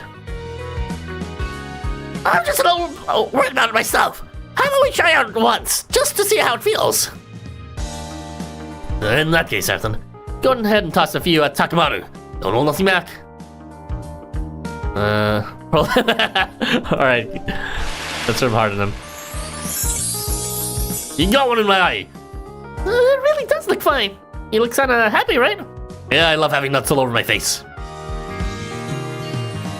A loophole, huh? I like a good loophole every now and then. Wow, he's not shrieking in pain or anything. I must admit, that does look kind of fun. You don't have to focus fire on the ogres either. You can go and train all the crosshairs on Mr. Qinglong if you want. Don't mind if I do. He's into it now. Guess he's built up some frustration. What happened to rehabilitation? Amanojaku, hold on. I put my dirty clothes in the laundry basket lately, haven't I? I've even been doing the dishes. You think I don't know you sneak in delivery at night, Mr. Qinglong? What? But that's when you're sleeping. How could you? There's been trash lying around I don't recognize, see. I go to bed before... I go to bed then, wake up to find stuff that wasn't there the night before. Alright. Please, cleanse me of evil spirits if you would. I see how the tables have turned on Mr. Qinglong. Domain expansion, peanuts. We can't fall behind you either, can we, my dear? Don't worry, Big Brother will be extra gentle with his peanuts meringue. How do you like my nuts in your face? Look, Yugi boy. And I'll throw them back as hard as I can. Spread arms and gesture of acceptance. Oh, you'll accept my nuts all over your face? Take my nut. Indeed, leaving it all to Big Brother, dearest. I shall wish for your happiness with all my heart, oh, beloved sibling. Here we go. Accept my nut. Nua. Just like that, take it. There's your true color, you freak. I don't care if you're his brother. I'm not letting you near my master. Hey, hold on now. At least leave it until after the battle started. Amanojakus are said to be derived from Amanojaku, a wicked goddess that shares contrary nature. Huh. Wait, Matsumi, the temple is way more packed with folks than we expected. Don't you think a nut-throwing showdown would be a bit much with a crowd this big? Matsumi thoughtfully crossed his arms. He apparently had similar concerns. If there's anything I can do? The sushi rolls quickly vanish, and before you know it, peanut tossing time is fast approaching. Listen up, guests. The Warding of Evil event is about to commence. Wait, this is usually Echo who does this, isn't it? Listen up, guests. The Warding of Evil event is about to commence. They will explain in front of the main temple. At least, I think they will. Please head over if you would like to participate. Okay, I didn't mumble my way too much to that. Using speakers hauled in with Qinglong's car, an impromptu announcement is sent over to the temple ground. It soon bears fruit, and people begin to gather in front of the main temple. Good on you, Echo, for getting better at your speaking skills. I believe the last time Echo did something like that might have been during Sunshine Christmas, with help from Cloud Mighty.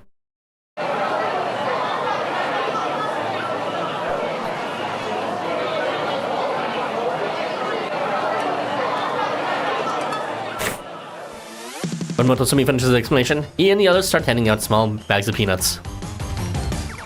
This sprite always freaks me out because his arm is just like missing here. I know it's supposed to be behind his back, but let's be real. It's like, it's just shoved off here. Amputee, like Motosumi here. Here's yours too. Smack Mr. Qinglong will read a good one for me, yeah? Got it. Thanks, I'll try. Here's yours, Ethan. As your servant, master. I'm taking it upon myself to cleanse you of evil. I'm a big ogre and a big target. Help me all you want. I'd like you to hit me with peanuts too. I gotta say, never thought I'd see the day where we ogres got to be the bean tossers casting out evil, you know? Or tossing peanuts. But you know what I mean. Well, supposedly, your concerns are unfounded because supposedly this sort of weird, skimpy tiger uniform is commenting in Setsu, but supposedly, I don't know. Maybe that's what Tokyo's all about. Glad to be here. Time for some fun. All the other regular Tokyo people looks like they really pumped themselves up for the event. I can't fall behind. I'm pretty excited too. I'll take 3 more peanut bags. This isn't a competition, remember? Well, let's get going. Remember, light throws. We don't want anyone getting hurt. On Motosumi's signal, the pleasantly conducted superstition activity begins. As peanuts fly, people seek to purify each other of supernatural evil.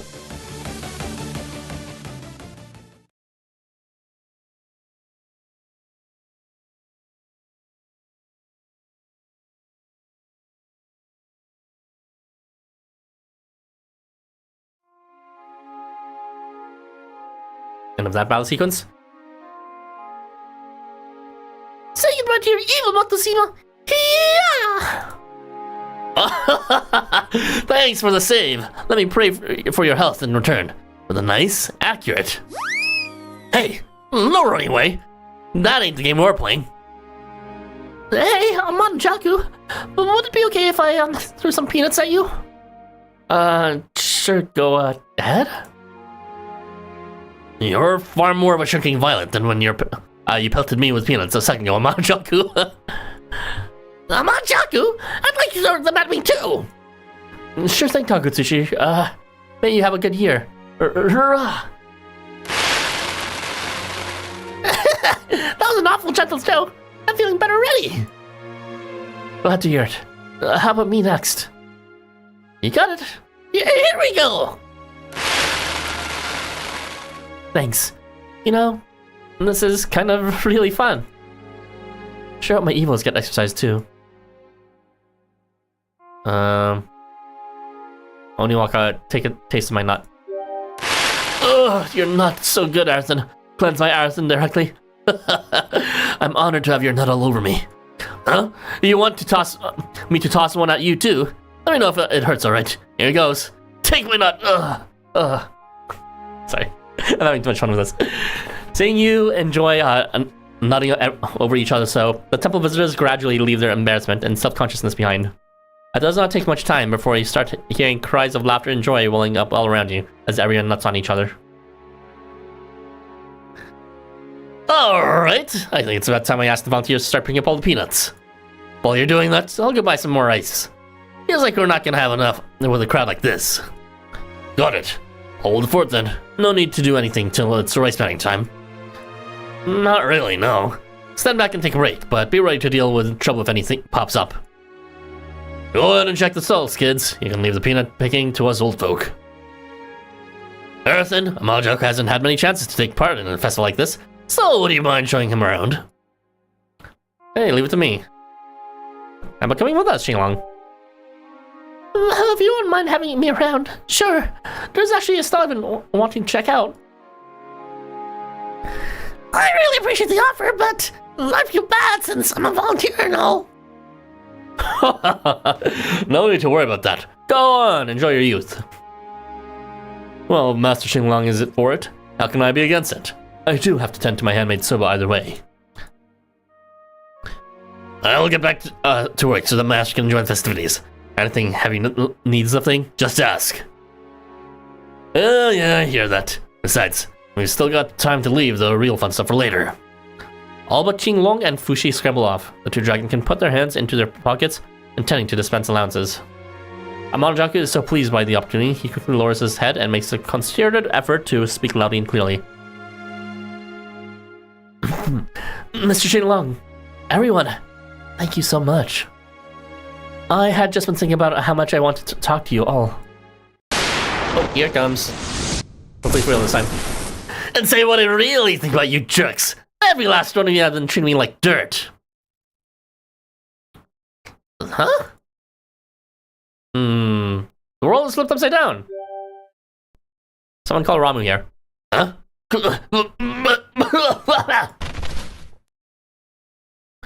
You feel terrible dizziness as though you've been dumped into a box and shaken violently, and you almost begin to wonder if you might be going mad. The mood had been so peaceful and tranquil, but was abruptly replaced with an overwhelming desire to turn everything upside down. Everyone nearby immediately loses their sense of direction and equilibrium, falling to the knees.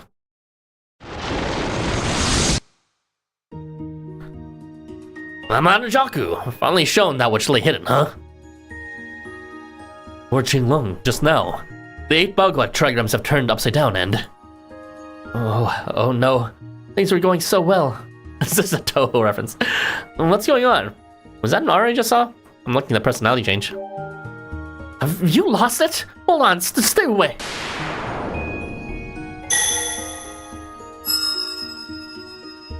Grrr. Ah! Are you better now? I suppose you're lucky this time, thankfully. Rain on, Amanojaku, I will explain. Well, alright. We are almost there to episode 4. So, he has a rule that lets him reverse vectors, but he can't fully control it, and he runs wild from time to time. And he's been living with this so long, so he can try and find out how to control it. Emotion, the polar opposite of joy adorns Amanojaku's face as he watches the others react. He looks like he's expecting to have the rug pulled out from under him, so to speak. Like he was the first person to respond. Some time ago, I was cursed to only be able to answer what I was asked. Let me feel the pain of not being able to share how I truly felt. I may not understand exactly how you feel, Amanojaku, but I know that you have your own challenges going on. And, well, if I'm willing to be your friend, that's all I need to know. I have made much trouble for others before, but yet I'm able to control my flames. But through the schooling of encouragement of those around me, I've made it to where I am now. No one starts perfect. Try to control your powers. I will cheer you on with my whole heart. We all have things going on. No, you really don't get it. That's not at all this power is. Wait, that's not all this power is. It just doesn't flip your emotions or sense of direction. You mean to say it flips everything? That still means it does a lot more than flip the world. Not terribly surprising. It does a little more than flip the world. Huh? Every day spent with my sister was filled with the same chaos. The world finding itself upside down. That is about a Tuesday here in Tokyo. The young one called Ogre, do you remember the fortune I told you when we saw the first sunrise of the year together? Now then, my dear sister, here is your allowance. It belongs to you, so spend it whatever you like. Master Fuji, it would appear that you have something in mind. Allow me to follow suit. Here, for my contribution, You should have more than enough for the four of you to enjoy yourselves. Now, off with you. What? Come on, Amanojaku. You too, Akon Kagutsuchi.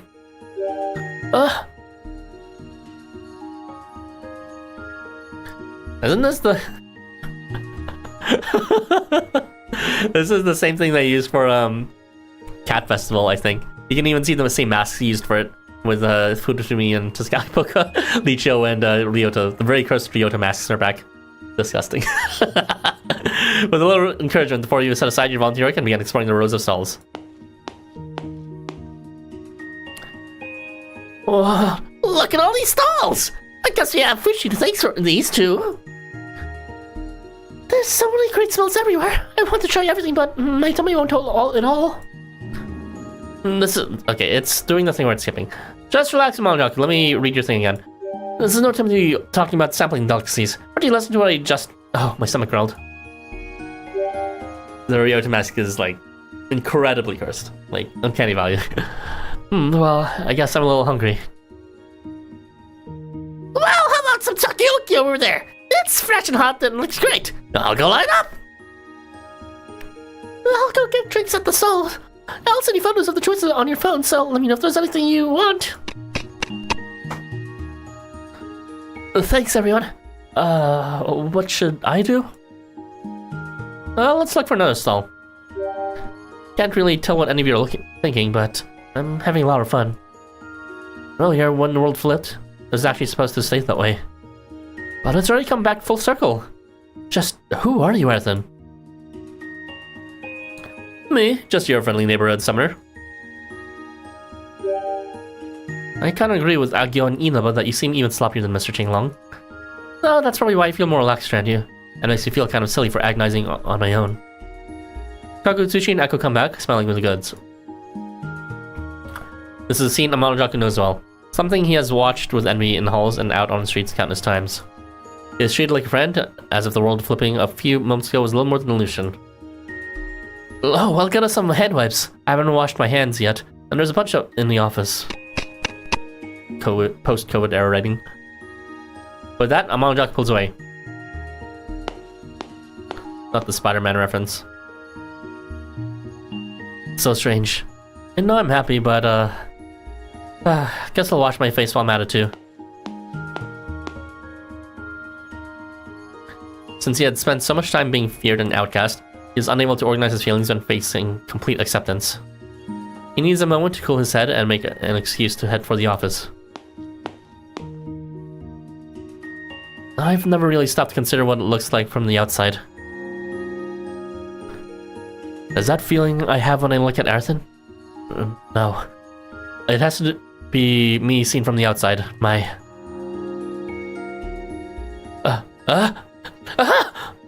Seeing himself in the mirror, the memory comes flooding back to him. The memory of what he did to Urikohime. Sensations far exceeding those of when he lost control of his powers a few moments ago bubble up from his core. I have to get away from them fast or else. Right as he begins to consider what that he should have never gotten involved with anyone, it happens. Huh?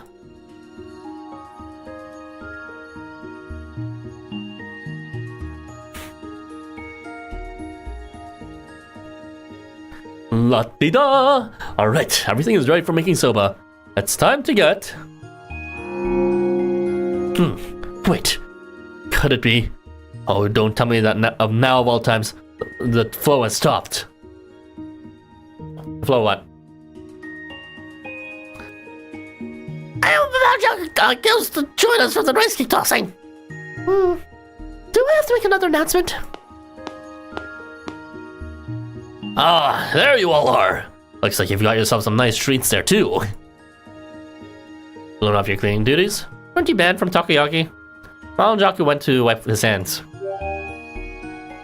He headed for the office. Very well. I'll buy something while I wait. Oh no! All of you, quick, to my side!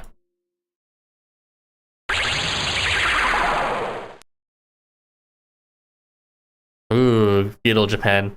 That's a bit fucked. Could this be... Is everyone alright? Goodness, I had hoped this wouldn't happen. I'm fine, but what in the world happened? Oh, come on, Echo, you know what this is. Look, you got everyone! I feel something really dangerous coming our way! Right as Kaguchi sounds the alarm, Qinglong stands before the three of you. A moment later, a house 20 or so feet ahead collapses with a loud rumble. The rumble ominously begins to heave as some indistinct entity comes crawling out from underneath it.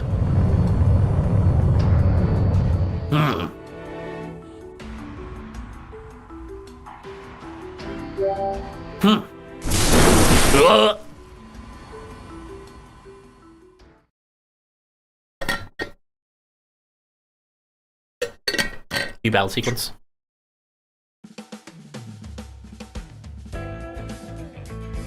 Episode 4!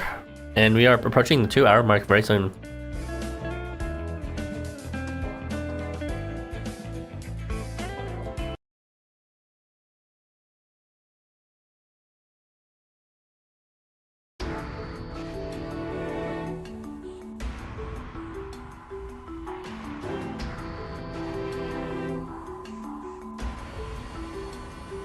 It always used to grumble to itself about how this power is useless and it isn't worth anything.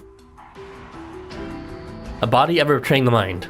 Actions always the opposite of thoughts. Why did it even have this power in the first place? What use was the power to overturn everything, especially its own intentions?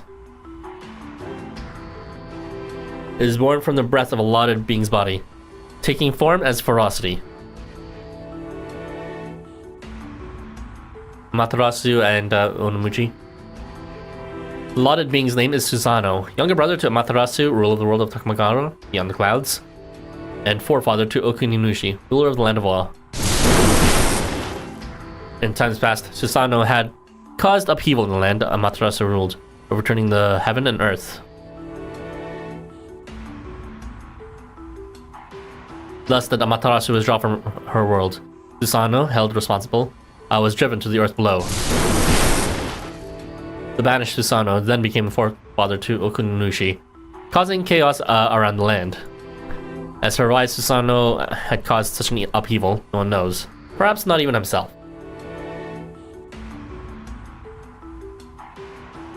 Yet without Susano's ferocity, these two worlds could not become entwined.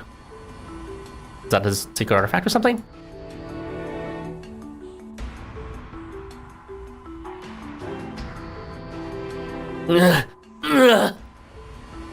Amanojaku! Oh, I'm turning you all over, every last one of you! Amanojaku lets out a screeching howl and starts to flip whatever he can find around him. To keep the explanation brief, Amanojaku's rule allows him to change the orientation of anything, including his own personality. Thus, his mind houses two personalities, one being the gentle soul you all know, and the other being the polar opposite. I don't know, Amanojaku seemed pretty neutral to me. If he's neutral, the opposite of neutral is just neutral again, isn't it? The scenery that surrounds us, if I'd have to wager a guess, is fashioned after Amanojaku's home village.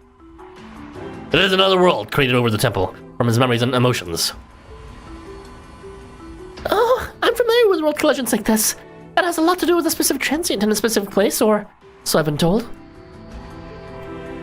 It's likely that the very moment people stopped moving into and out of the temple, a barrier formed between outside and in. All the more likely with how many Umamichi students Motosumi and I invited. In other words, many transients were present. I'm afraid then that everyone else on temple grounds has been dragged in. In that case, I just run a world connection. Wait, that light. Could it be? Why, it's the same shine as Master Fushi's. And that makes sense. That is why he won Master Fushi's attention. Your sword glows bright. It's like focused on the tip as you seek to sever Amanojaku from the other world. Seeming to sense impending danger, Amanojaku shoots a glare at you. Amanojaku, please stop yourself! It happens when Echo and Kagutsushi tries to run to the transformed Amanojaku. Huh? I'm trying to go forward, but I'm going...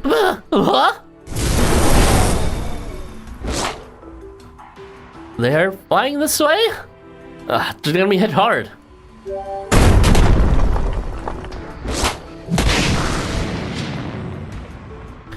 Both your hands are occupied. Amanojaku does not let the chance slip. He lunges at you, but Qinglong leaps forward to stop him before anyone else can react. The ogre's fist is enough to level a wooden house with ease. Yet Qinglong almost effortlessly repels it with his palm before slapping it into his chest. Right then, the black aura shoots out of Amanojaku. Ugh. Whoa! I can even see Mr. Qinglong's move! Just what did he do? My rule, based on Kung Fu, it is the power to open paths of Qi in the bodies of others. Known as the art of Tao, it is a series of physical techniques that recreates the growth process of an infant in the womb. I, in a sense, expelled my Qi out of my body as an elixir to form a child of Qi-like circulatory system that stands on its own. Huh, neat. So you're not just a layabout. Not the vampires are here. I expect nothing less, Lord Qinglong of the Forest Spirits. Oh, this is Fushi. I expect nothing less, Lord Qinglong of the Forest Spirits. Though I had hoped to take this opportunity to protect my dear sister. Mr. Fushi. I had worried about leaving Yugi Boy's side, but I am glad you happened to be nearby. Yet if this was all it took to solve what ails the boy, I would have done so long ago. In other words, this is not where it ends, but where it all begins. Look over there! The mist is starting to gather up in one spot.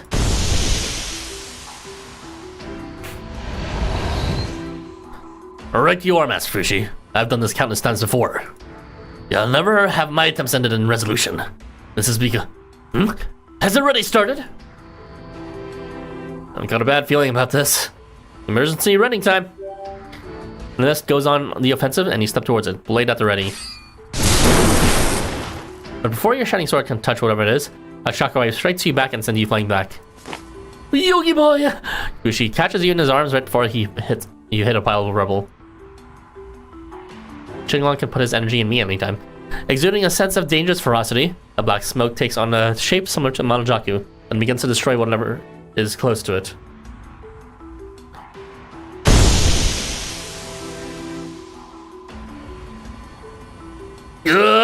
Crush! Kill! Destroy! The other Amanojaku is a tempest of destruction, rendering a nearby house into little more than a pile of rocks and wood with a single strike. You hear the screams and cries from the other transients caught in the world collision.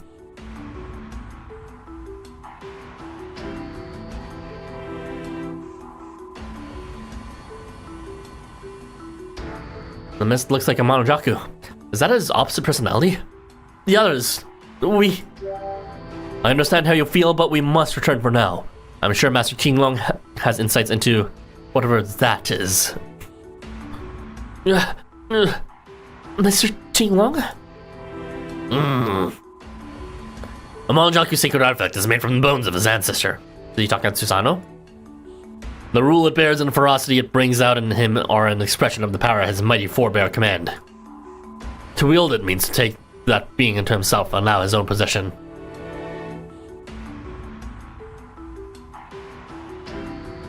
Why does he have such a thing?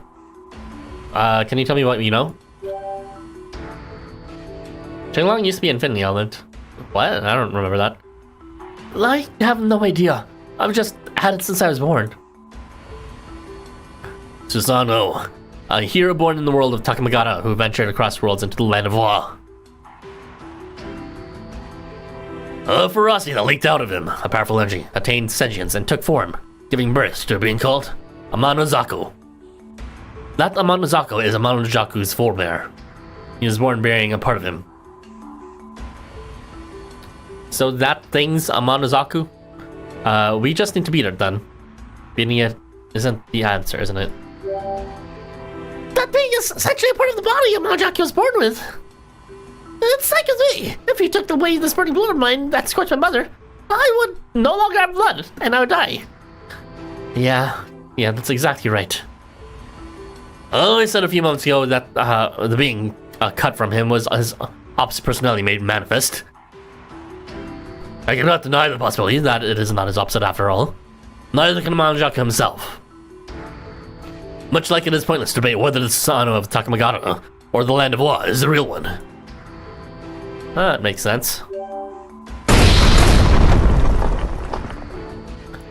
Qinglong looks up at the being in Amanojaku shape as it continues to destroy everything around it. Yet, I've never seen him perform a world collision of this scale. How he managed this and how this happened, I haven't an inkling of an answer. Perhaps someone or something here on temple grounds was the trigger. Either way, you're going to have to get everyone out of this world collision. Fortunately, my dear Arthur has the splendid ability to rend that little raging storm from the world it brought about. Oh, no need to be shy. I'm used to this kind of thing. I'll be clear path. May your blow eat straight true. I'm not good at fighting, but I can at least cheer you on. Sorry everyone for making trouble like this. Come now, Amanojaku, you're not at fault at all. The responsibility lies with me for being unable to prevent this. Not at fault at all, you say? That reminds me, there was someone I said that to before, time and time again. Yet hearing that from outside, oh, I must wonder to myself, in that case, who was at fault? Is something wrong, Fushi? Nothing. Let's deal with this first. Probably talk about Nua. Echo. Echo, Kagutsuchi, Arthur, could I trouble you for your aid? They fucking died. That was a very aggressive transition from the children to an explosion. The being has been thrashing about as if it's lost its mind. Yet suddenly it trains its eyes on you as if sensing hostility. Looks like it noticed us. Let's get the first hit. Let all be overturned! Faster than the wind and giving no time to react, a black mist blasts out all around the being. I've not heard this music in a hot minute. This is chapter 4 Missionaries music. Ferocity! I'd not expected this much power was imperfect, even with the effects of the world collision. The ferocity made visible by Amanojaku's powers to overturn thoughts, emotions, and vectors immediately covers the area. What do we do? I can't fight like this! I can't even move my legs! I'm so scared, I can't say a word! And even if I can't talk, I can't use my powers! He's flipped everyone's feelings. They're all scared? I feel fine though. What I'm made of renders me immune to rulers of the sort. But it seems you enjoy similar immunity for different reasons. Master Fushi, don't tell me you have fallen prey to his...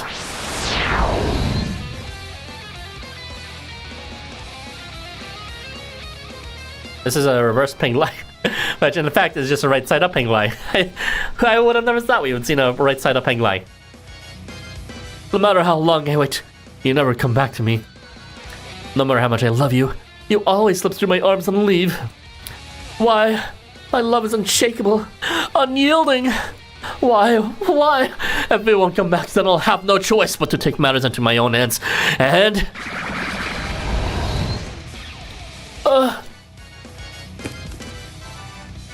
That can't be!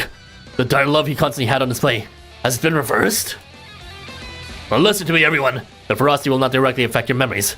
Believe in who you once were. You must not allow yourself to fold.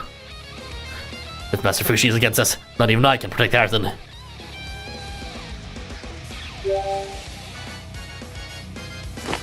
Without hesitating, he advances towards Fushi. Fushi takes a step forward in kind, then embraces you. Welcome home, my dear! Don't you worry, I understand, and I'll do what must be done. Forgive me for worrying you. I let myself slip for a moment, but I am back to my senses. Master Qinglong, it appears you have a guest from behind.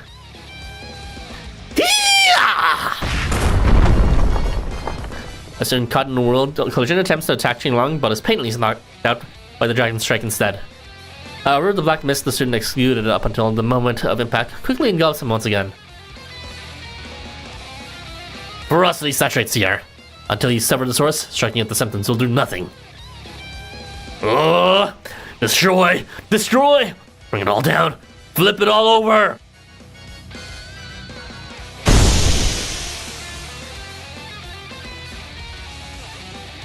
We've got company. well, we're gonna get overwhelmed. If we assume that the battle zone we've enclosed in is saturated with ferocity, affecting with everyone other than us, then it's likely that they see us untouched by this miasma of the soul as irregularities, enemies to be excised. Most troubling is that being, though Artifice, commands the most faith in this space. He's exponentially stronger then, so we can't beat him easily. Sounds like things are bad. One more thing, the Prologue doesn't work on memories. Indeed. Thoughts and emotions experienced under the effects of the frosty will remain in those memories, leaving those afflicted with a lingering confusion.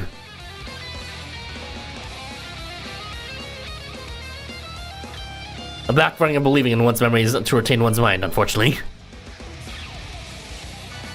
What? But then, that means that even if we beat that thing, the others will... No more time to talk. The word's going to get us first. We have to protect Ako and Kagutsuchi.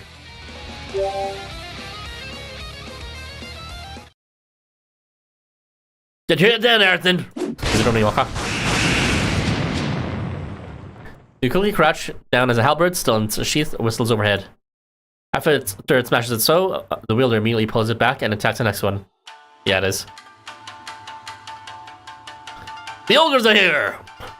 You know what to do, Red Ogre. All this topsy-turviness you're feeling all the rage. Slam it onto everyone around, including yourself. I want to hurt Master so bad, but that can wait until I clear the others out. I'm hulking out! Uniwaka, Takamaru, and Red Ogre face off against the others despite the blackness that covers them. Goodness, that's brilliant! By hurting everything around them, even themselves, they grant the world no opportunity to reverse their intentions. What ingenuity! Toki truly is full of surprises. Master Fushi, do restrain those infected by the Frosty. I'll tend to them with my secret artifact. If I wipe out the Frosty that powers them with my rule, I should be able to weaken the afflicted. After that, Aerithon, I'll be counting on you to use your power to sever them from this space. If you can erase their ferocity, can't we just save everyone? Do we have to fight them? I may be able to size the ferocity in individuals, but with the saturation in the air, they'll be infected again before long. Indeed, the best I can do is to choose to focus my role on one aspect alone, when dealing with that aspect accursed core. Either the individual infected or the space we occupy. If we manage to take care of the being at the source, we can reverse the world collision. With a rim out, I will take responsibility and care for others. They do not let up for a second. We must find a way to get closer to the source somehow. I can knock out a good amount of them with my secret artifact, but using it once to such a degree means I won't be able to again for a time. I'll have to save it for the core. They're here too.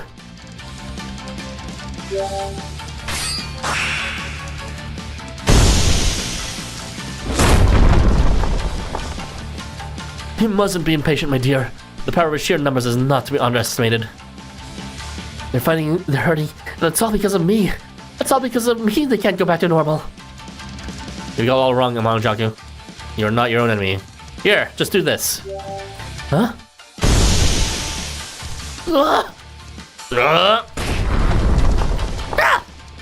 Kakatsuchi, you pushed the ferocity out? How?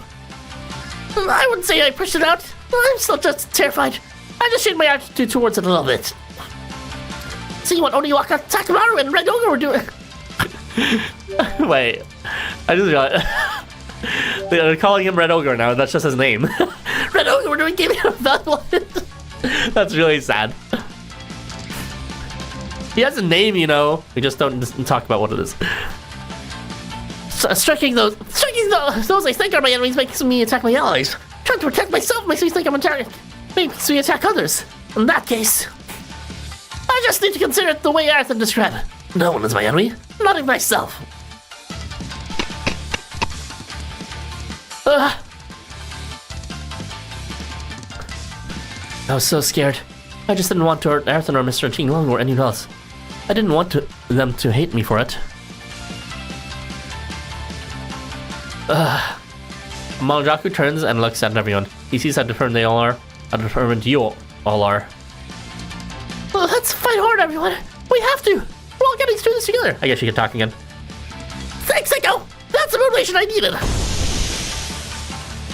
Stranger danger! Ikagadushi! Yeah!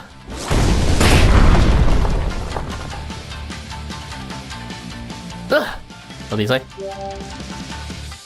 Amanojaku reflexively leaps into stop the Therian's transient stack, then pushes him away with a strike he learned personally from Qinglong. When the young ogre's palm makes contact with the Therian, the ferocity engulfing the latter dissipates from his body and gathers around Amanojaku's face. Amanojaku? It's too dangerous to be upfront. You have something in mind, huh? Yeah. Don't put yourself in harm's way like that, boy. Be listen to me and stay back. No, Mr. Qinglong, I'm not going to run away from the other me anymore. All of the ferocity around us came right out of me. This is my rule, what my rule is, so it should all be mine. Engrave my name onto thee. May hearts and minds be overturned.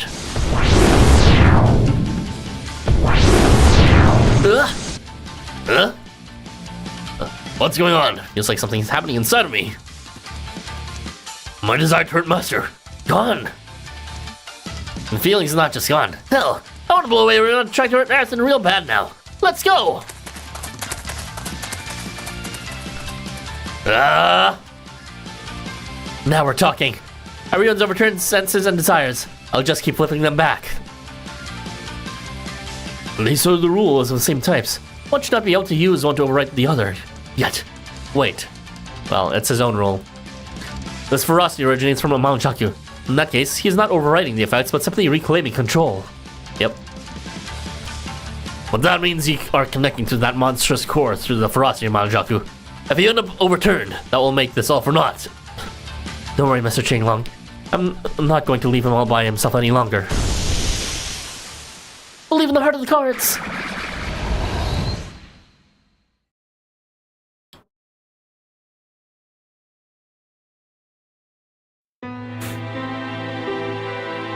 Wow, I didn't know someone that beautiful was in the village. She looks so kind too. Uriko Hime? That's her name? How pretty. They used like a water maid or some shit like that, like a wood maid actually. I can't believe this. Amanojaku simping over some maid. Bob. He knew what kind of person he was but simply could not help hold himself back. He visited her home. Could you open the door just a little bit? Oh, the Melon Princess. Oh, yeah, okay. Is that who it is? I looked up Amanojaku's details. In the story, he actually eats he eats the Melon Princess, or like devours him or kills him or something like that. After he knocks on her door and she foolishly lets them in, because the Melon Princess was miraculously born by a melon and taken care of by old people, but she's naive, so she lets Amanojaku in, and then she fucking dies because of this bozo. Could you open the door just a little bit? I foraged a lot of delicious plants and mountains this morning, and I want to share some. Rest in peace, Woodmaid. Grandfather and grandmother told me I shouldn't talk to you, Amanojaku.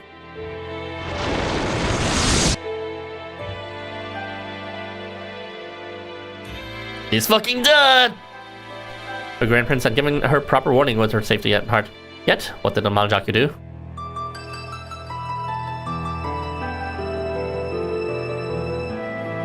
I can't believe he would take Uriko Hime away and hang her up on a tree in the mountains. And she was to be wed to the lordship. I'd fallen for her at first sight.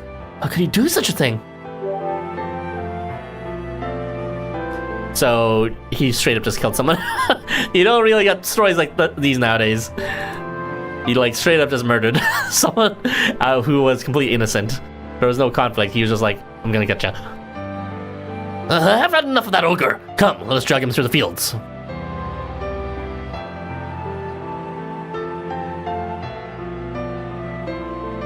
His struggle was fruitless, this was his fate. He was the one who broke harmony, who destroyed peace, was destined to be hated. No, this isn't my old village. These people don't hate me. They're fighting for me. They fight for no one but themselves. They're simply using you to escape this place. Accept your fate. Accept your role. Accept them and give that body to me. Earthen. Let's serve them, the both of them, from this world collision. Sorry for the wait, Earthen. Oh, it's Echo. Sorry for the wait, Earthen. Amanojaku made me better. I'm not scared anymore. Now, Amanojaku, hear our voices.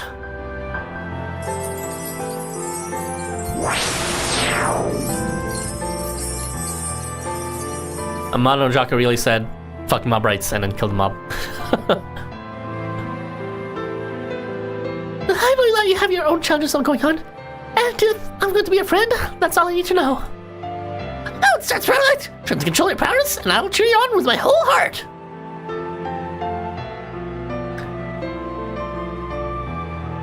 He's been great with making tea, too. He doesn't start too many conversations. He's been raking in the Guardian points. Thanks. I didn't think today would come when a Guardian dog would talk nice of me. Are you sure you aren't called Amanojaku? Well, as a token of our meeting, take this. Hey, knock it off! The poor guy's not liking that at all. Come on, Ina. I told you to get permission before forcing your fluff on people. But his fluff's so good! That ain't him. Arrested? I've been carrying heavy junk around with him all night. But he was diligent as they come. I can't even imagine him getting in any trouble. Oh, lots of people get confused right after being summoned, brushing up against differences in culture and law. So, you're facing your fails, putting him in efforts to change, and hoping to be useful to others. An admirable stance, truly. As a fellow transient and denizen of the land of War, I just may be of help. Please, come talk to me whenever you'd like.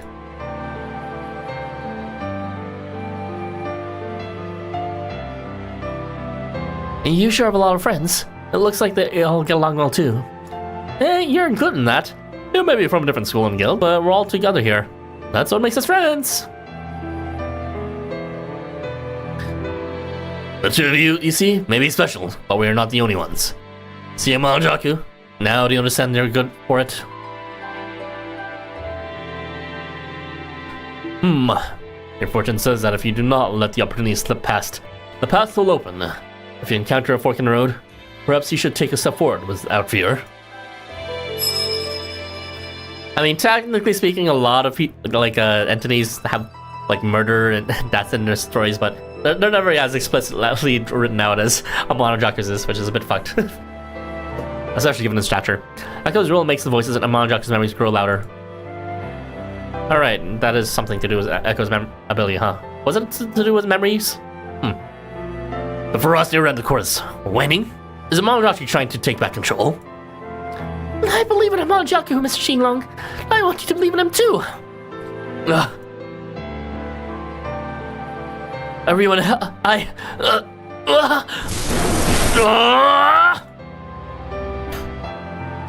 No longer content to just stare, the being abruptly lunges towards Amanojaku with ferocious speed. An ominous aura covers its fist, which it brings smashing down. Not in your life!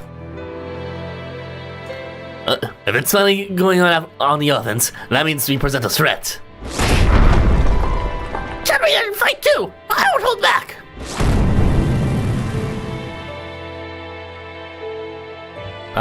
What is this? Play support. Thanks everyone. While you have him occupied, I'll release the others. It is after Amanojaku, stronger than before. Need more fists? I'll crush you if you get in my way. I'll bring upheaval and ruin to all. That is my... We're pushing him back a bit, but not dealing any real damage. If this keeps up, we'll just end up worn out and on the ground. Oh, not to mention the power this thing's got. We gotta at least make an opening for Earthen. In there, everyone. If we could clear a bit more of them. Big brother, help! Or Qinglong, are those tears of lamentation at the boy's independence? I've grown quick to cry of late. The courage in the face of danger, Amanojaku's growth has brought out my sentimentality. Qinglong takes a step towards the battlefield. He is presented with two choices. The first is to use his rule directly on the core. The path of striking it while it is weak would bring the world collision to a swift end. Those caught in the crossfire would bear the scars of the ordeal, and the Amanojaku would be tormented by the guilt of the damage for the foreseeable future. Still, his second chance depended on others far too much, presenting more danger and uncertainty. Or so he thought. It seems I had focused too much on being the one to protect him and keep him safe. Yet, there comes times when one need only simply believe in those who have elected to stand and fight, to simply aid them with the wisdom and teachings that come with age. As you fight your heart's out, something surprising comes your way in the form of a warm breeze which seems to wipe your negative emotions away. Triumph over all, making the path before you endless. Allow me to show you the way. Roko Hiju!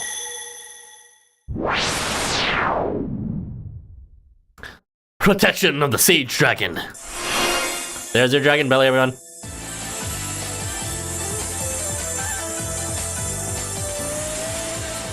Purifying the ferocity in the air, weakening the power of faith our foe has gathered while granting powers to our allies. Very impressive, Master Qinglong. Allow me to join in. Bliss has removed its terrain disadvantage. Your blow should now strike true. The world collision will fade should you sever its connection to the space. There's the belly, everyone. I can't help but, like, you know, it could be hotter, but in my mind, it kind of just looks like a sphere, like a giant snowball, like the bottom half of a snowman. That's a bit too spherical, I think. And he'd be better off if there was a shirtless skin, so we could better appreciate the curves of it, but otherwise, you know, he still looks cute. However, I'm certain you would like to save the needy here before that, yes? I do, and I will. He's resisting really hard, though. It feels like if I let up for a second, I'll get drowned in dread. I won't let you! I'll never let you! Focus on the core, Amanojaku! Let us handle the enemy's attacks! Wait, that's not how he sounds. Focus on the core, Amanojaku! Let us handle the enemy's attacks!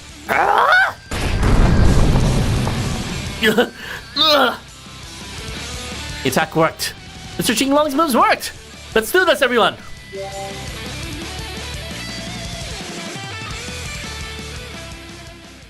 That was kind of stretched out, if I'm being honest.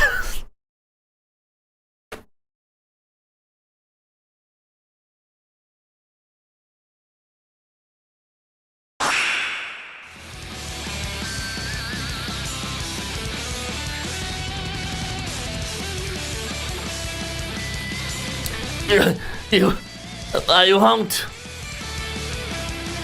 It's gotten weaker. Can't hurt it yet, though. Need to get the situation under control.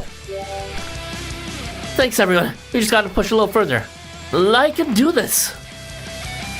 Ferocity flows into Amanojaku from the core, assailing him with memories of the past. His presence in the here and now, however, keeps his will firm. You don't have any enemies here. You can relax, other me. Yeah. Giving up on James, destroying things before they can hurt you. That's all part of the past. I'm different now. Just look around us. Even after I've dragged them into the mess, my friends are protecting me, encouraging me, fighting for me. I don't need to give up on my dreams. In Tokyo, I can just keep on believing.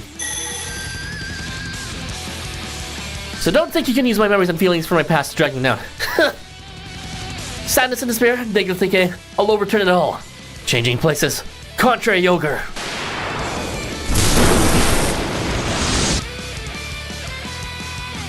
That which was overturned is flipped once more by Amanojaku's rule. The transients taken by ferocity come back to their senses one by one and are left looking around in confusion. Ugh! Such force! Even most of its ferocity lost, it still fights. Earthen, as I am sure you can tell, now is the time. Do as you will and as you wish. Your brother shall remove all obstacles from your path. Which predicts all the core's attacks, reading their trajectories with ease and blocking them. Rule of the Wanderer. Rule of the Wanderer? Sus. Rule. I did think there was quite a few typos in this, but maybe I was just misunderstanding how English works. This is not right though. Rule of the Wanderer. Rule of Rending. Come forth.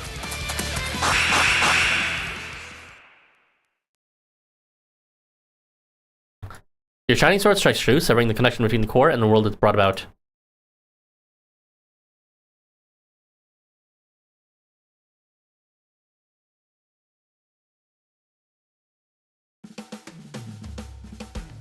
We are still going on for Epilogue. Okay, finally, jeez.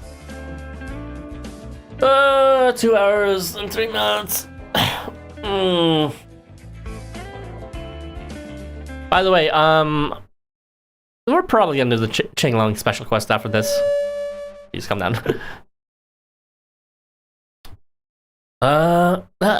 Attention, please. The right cake tossing is about to begin at the main temple. We all have sorts of things to dip the cakes into as well, so please enjoy.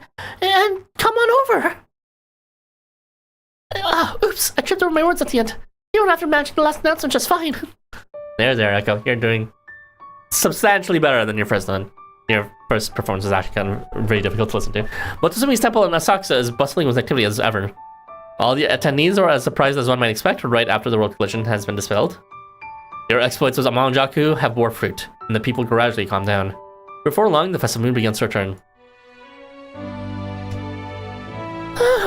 We managed to get all the cakes into the bags. Thank goodness. Now we can pass the cakes out to everyone.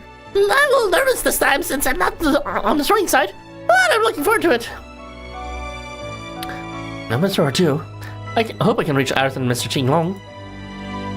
Go easy on me, okay? I'm looking forward to this. I'll catch it, guaranteed. Yeah, I know you will. I believe. I'd be really happy if, when I threw my cakes, you and Mr. Qinglong and the others caught them. I'd rather catch Mr. Qinglong's cakes with these hands and this waist. And your big stupid faces, get ready to get smacked because you're gonna be smelling rice cakes for days. I'm glad to see this Amanojaku and the other Amanojakus are doing well. I'll do my best then to catch the answers the two of you throw at me. It feels like this is the first time we've been truly be able to pass a ball of conversation back and forth. With that, the others tend to their preparations, leaving you and Qinglong behind. As they go off, you see Amanojaku enjoying a conversation with Kagutsuchi and Echo. I think Amanojaku will be fine. Well, that exercise made me hungry. Amanojaku's courage has Amanojaku's courage has brought us to this feast, not to mention all of you. We helped them find it all and brought us back. My rule alone would not have taken us down this path. What exactly is your rule? Why didn't the ferocity work on you? Our rule to make the scenery pretty? Oh, if I had such a power, my messy room would instead be splendidly clean. That's true. Earthen, do you know what a dragon is? Like a big fat lizard that I want to fuck? Something bigger than the world, right? The world is that which represents the limit of what individuals can perceive. A dragon is that which surpasses such perception.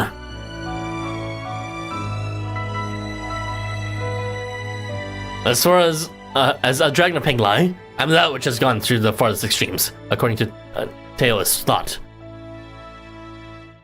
So he did mention in passing that, at least in his world, the thought system had something to do with passivity or something like that. So maybe he's like the natural extreme of that, going beyond passivity.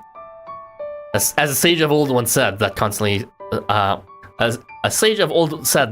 without desire, one observes the world of essence, and constantly with desire, one observes the world of manifestations. I am a sage dragon who has trained for countless eons to cultivate my internal chi. Having become such an infinite being, I am limited by neither body nor mind. In other words, I have no endpoint to flip over. Cannot be overturned. I can see why you believe that he might have been infinite at some point.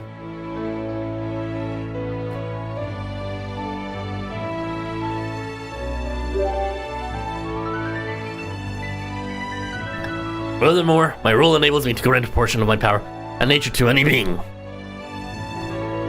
Now, the ferocity we face is a type of rule that roils the minds of others. So, you kind of have like an anti-ferocity. So that's why you're his caretaker. I don't really get it, but sure.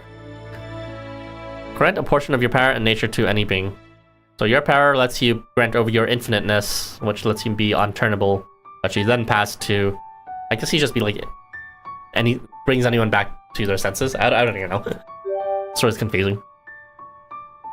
Inuma story is better. When I struck Amanojaku, I injected my chi into the frost he harbored within, laying the foundation. Well, that's overall I could do on my own. The rest we have the guidance of you and your friends to thank for. That's because Amanojaku did his best. Yutsushi, Aka, and all of them did great. How's all that ends all? Matuka. Honestly, I'd like to learn from that side of you. However, one must look back and reflect so that one does not make the same mistake twice. It's like when you get answers on the wrong test.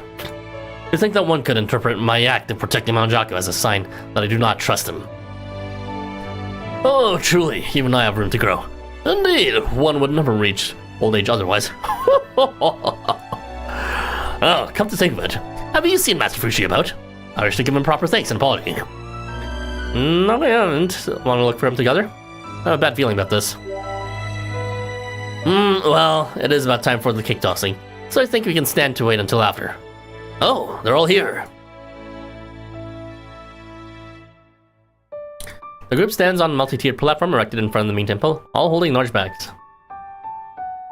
What's the point of infinity if infinite beings don't have it? I mean, I don't know, like, there's multiple attributes for different people, and they can choose to debut them however they want. However, I don't really understand why he's wood type. That doesn't really correspond to anything else he's been preaching. Maybe it's just the Azerness, the Azer Dragon, green. That's the most superficial take I can take. Then, when the cry to begin goes out, they begin tossing cakes out into the crowd. Oh, true, Spring. In with the ogres, in with good fortune. Yeah, this is the line they replaced it with. In with the ogres, that's literally the name of the event. Woohoo! I got one! Thanks, everyone! Toss some more out over here too. Seriously though, ogre tossing rice cakes for Setsumon? Oh, brings a tear to my eye. A Setsumon where one drives out nothing and invites everything in. I cannot think of a more fitting event for Tokyo. I got one. Come on, Mr. Qinglong, let's catch him. No need to worry about me. Saying how much everyone has enjoyed the day is more than enough for me. Besides, rice cakes are awfully high in calories. If I went and caught one like a youth a fraction of my age, oh, the face of Amanojaku would.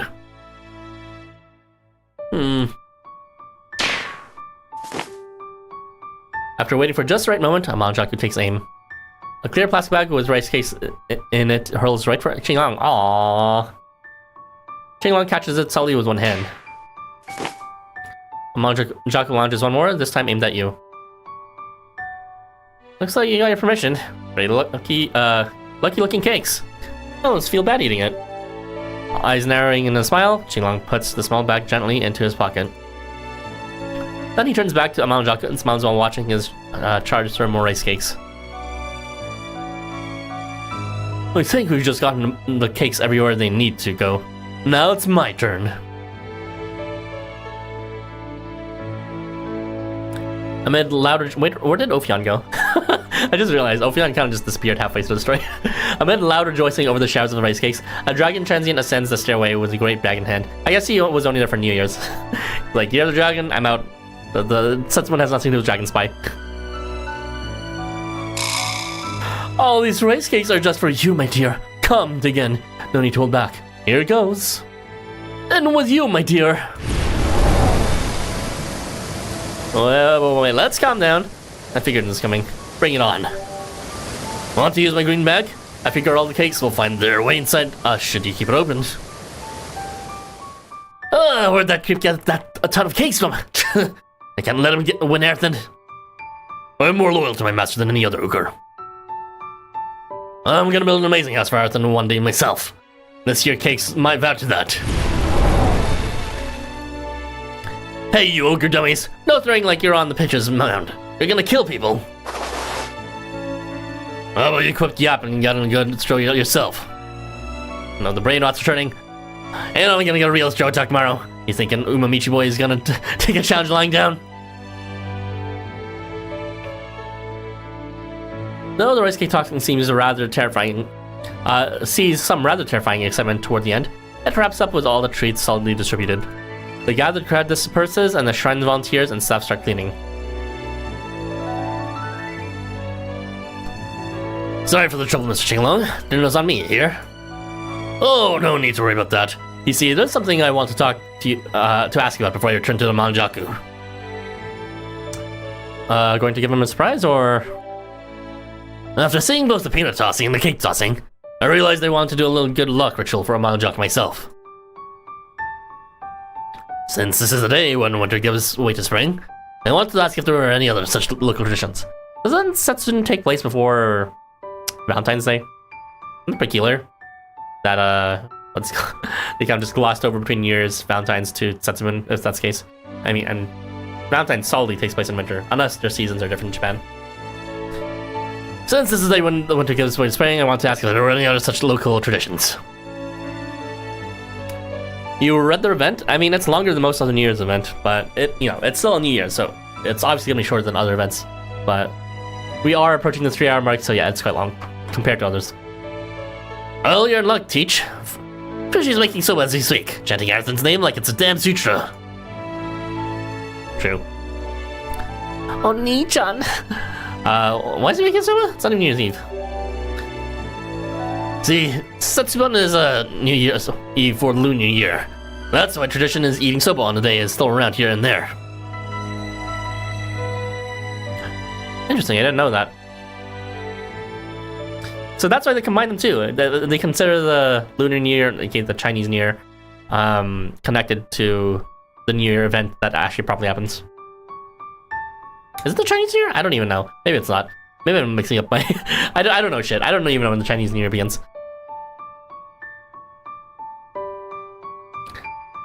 That does sound like a splendid idea. Or it would be if Amanojaku did not have such distaste for soba. I mean, if he doesn't like that stuff, you don't have to.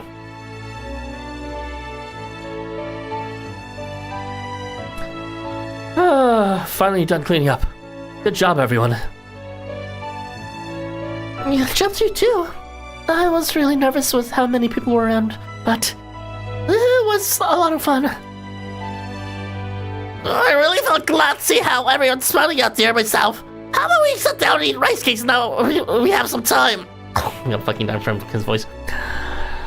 I'd love to chow down, but have you seen Mr. Qinglong and Arthur anywhere? I still haven't thanked them properly for what happened during the world collision.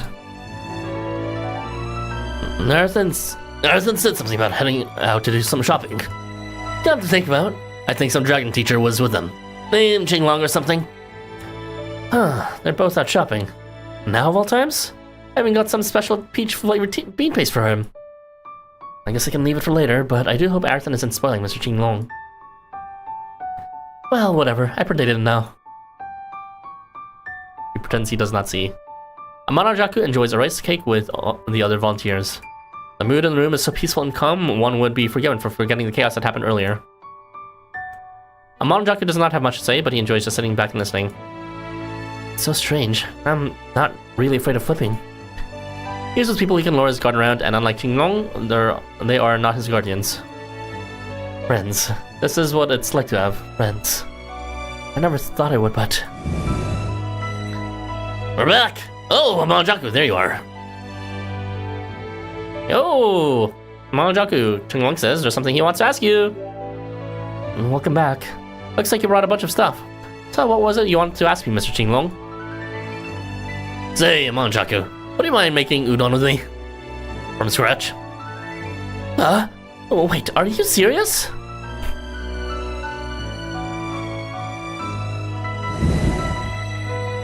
Alright, that's the hard part down.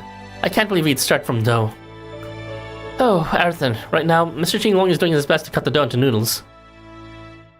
Sorry, he might be curious how this happened, but I'll explain later. That's fine, really. I was surprised, sure, but I do love cooking. I'll probably have to go watch over him again in a few seconds, so let me say this while I still can. Amanojaku noticeably blushes as he looks you in the eyes. Thanks for believing me during the world collision. I don't know much about your power, but you could have used it to fix things right away, right? But you chose to believe in me anyway. You waited for me to flip things back to being right. Thanks for that. I mean, kinda? Not really. It wasn't really flipped. I mean, he did flip it, but we kind of just were meandering about for a hot second afterwards. You're very welcome, Amanojaku. I should be thanking you. You're cool out there. I've always hated this power, but I actually managed to save everyone with it today. Not really. You kind of caused the problems in the first place, but okay. Well, I mean, it was my fault everyone was in that mess in the first place, yeah. But I'm starting to think that maybe here in Tokyo I can put this power to some sort of other use. I mean, good luck with that. I think Alp is still trying to find good use for it. He did eventually find some good use. Alp, I'll give him credit for it, for hauling police. He used it effectively there. In a very niche situation, mind you, but it was something only he could do. Maybe I can actually help someone with it. That's why I'm going to keep at it. I'm going to train hard and learn how to control it. I'll help you too. One step closer to your resolution, huh? Just don't wear yourself out. You know, if you're alright with it, I might ask you for some help. Something might happen again, and it might be real nice if you were around while Mr. Qinglong was out. Amanojaku, I need you in here. What do I do next? Didn't Qinglong say he was into culinary stuff? Does he not actually know how to really cook? Does he just know how to eat? Is this like another Choji or Ryota sort of deal? Sorry, gotta go. He's really doing his best, so expect some great noodles. The diminutive ogre scurries into the kitchen, though he's looking a little taller than he did on New Year's Day.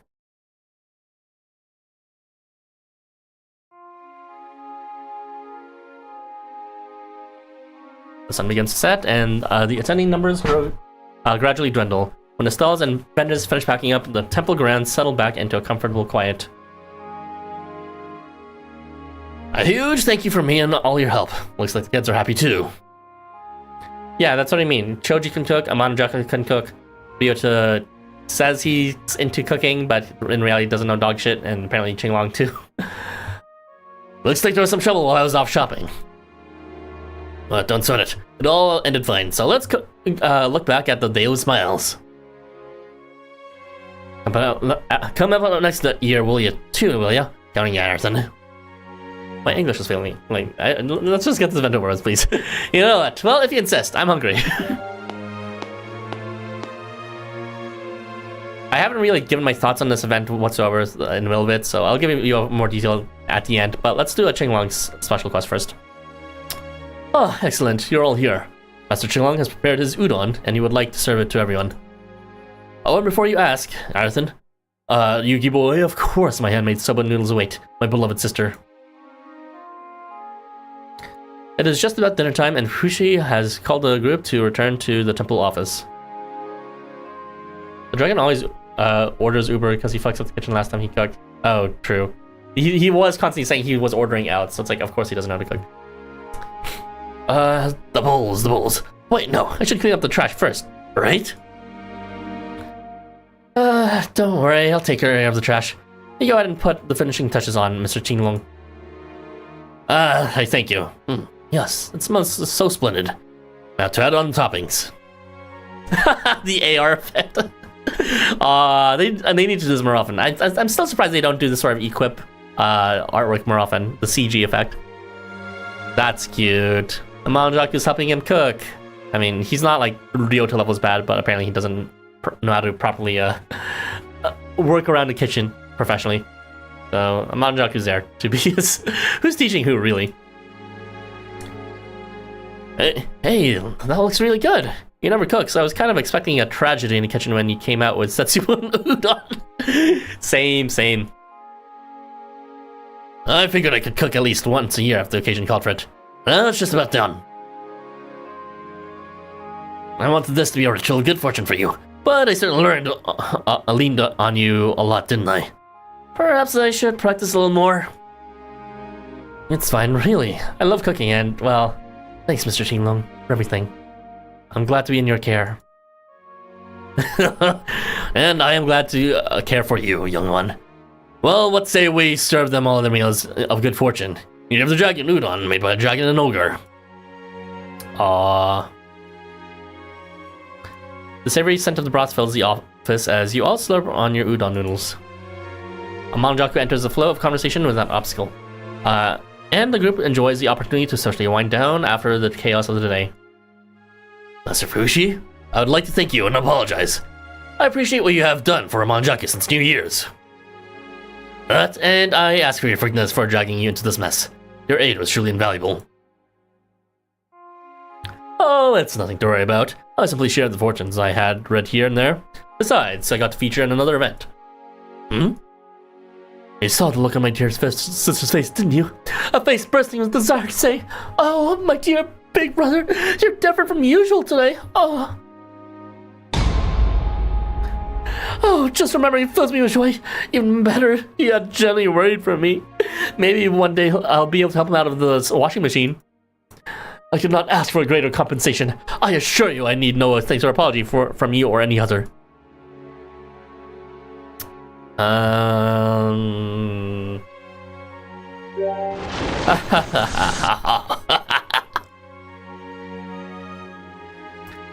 Flipped and flipping, both Amanojakus laugh on and on.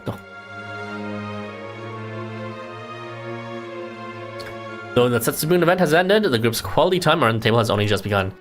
Their voices ring quietly throughout Monotosumi's temple as the moon watches from on high. Voices of laughter, of encouragement, of joy, as if to call forth fortune upon those two individuals who have found their resolve to move forward, were doubled after overcoming an ordeal together.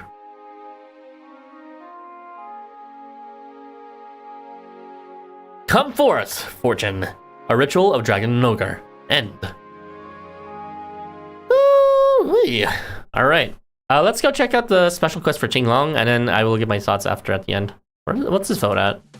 People really don't like Christmas variants, so okay. Alright, let's go to our memories page. And we'll look at New Year's over here. Right, we don't want the event actually. We want the special quests. Are there no special quests for this? Am I imagining things? No, it should be here. Surely, there it is. Alright, we'll do Qinglong, so you guys can watch Amanojaku's on your own. So to be honest, Amanojaku's probably is more important.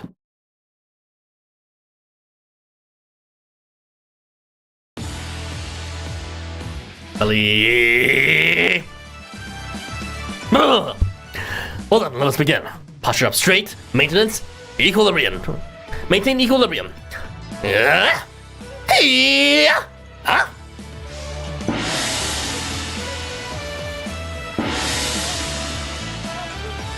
Oh, he's training them all. Oh, right, he's a teacher, I guess. Oh, would you like for me to finish both? Okay. Well, I will go ahead and do that, I guess, if this is not too long. Master Qinglong begins his morning teachings, comfort classes, in a park near the school in which he works. Right, they don't get along supposedly because this dude believes in all paths, this dude only believes in one of many. Yeah! His authentic kung fu teachings are well regarded, winning him attendees among not only his coworkers and students, but local residents as well. When on the job, whether teaching kung fu or academics, Qinglong always acts with diligence, ever bolstering his reputation as a reliable educator. Later, Joe. Don't suck that dick too hard. Take your time. He makes each movement slow and deliberately, letting the chi flow through his body. The kung fu he teaches his attendees is not simply self-defense, nor is it merely a martial art.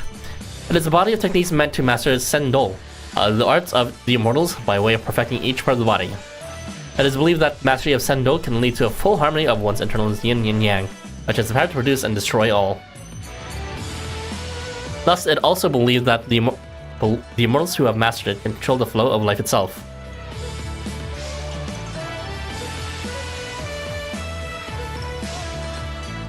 Oh, how I love lazing about. On the other hand, Qinglong leads a life of sloth on his days off. The pile of goods he has bought on 9 shopping trips looms in the corner of his room, still in their shipping boxes. Ah, there's my special pizza. I don't know how to feel about that. I'll have to get my hands on it before Amanojaku finds. Yeah. Oh, my belly is caught. I cannot get out. What the fuck is this story? What the spin over? This fucking goodness, I have truly let myself go here in Tokyo. I can hardly call myself a kung fu master at this rate. Worst of all, Amanojaku will never let me hear the end of it if he sees me like this. Oh, I can hear him yelling now. Very well. Time for a change of pace. Love mine. I'll go shopping, cook for myself, and lose weight before his very eyes. He's becoming bishofied. Just watch. The American Dragon effect. Then, on the day of Setsubun, shortly after the rice cake tossing event at Motsumi's temple, Qinglong invites you to accompany him for some shopping. Sorry to drag you out again after the cake tossing. I simply do not have the confidence I can find all the proper ingredients on my own. Oh, it may be Setsubun udon rather than Setsubun soba. I want it to turn out nice. I like him and everyone else to like it. It'll be nice to return the favor, huh? Any ideas for about toppings? It's not that hard, don't worry. I don't really get the deal between udon and the soba. There's like one of the Ace Attorney cases where we're very into the difference between the two. But I guess it's a very important cultural difference for one versus the other. I do like soba a lot. Udon can be good though, but I'd prefer to have soba. If I keep up this kind of shopping, walking, and home cooking to revitalizing my lifestyle. Oh, nothing. In any case, I did the proper research into how long it takes to make udon from scratch. Even taking this shopping trip into account, we should have more than enough time until dinner. You know, since we have time, we might as well make the toppings as well. Why, I feel a rare swelling of motivation.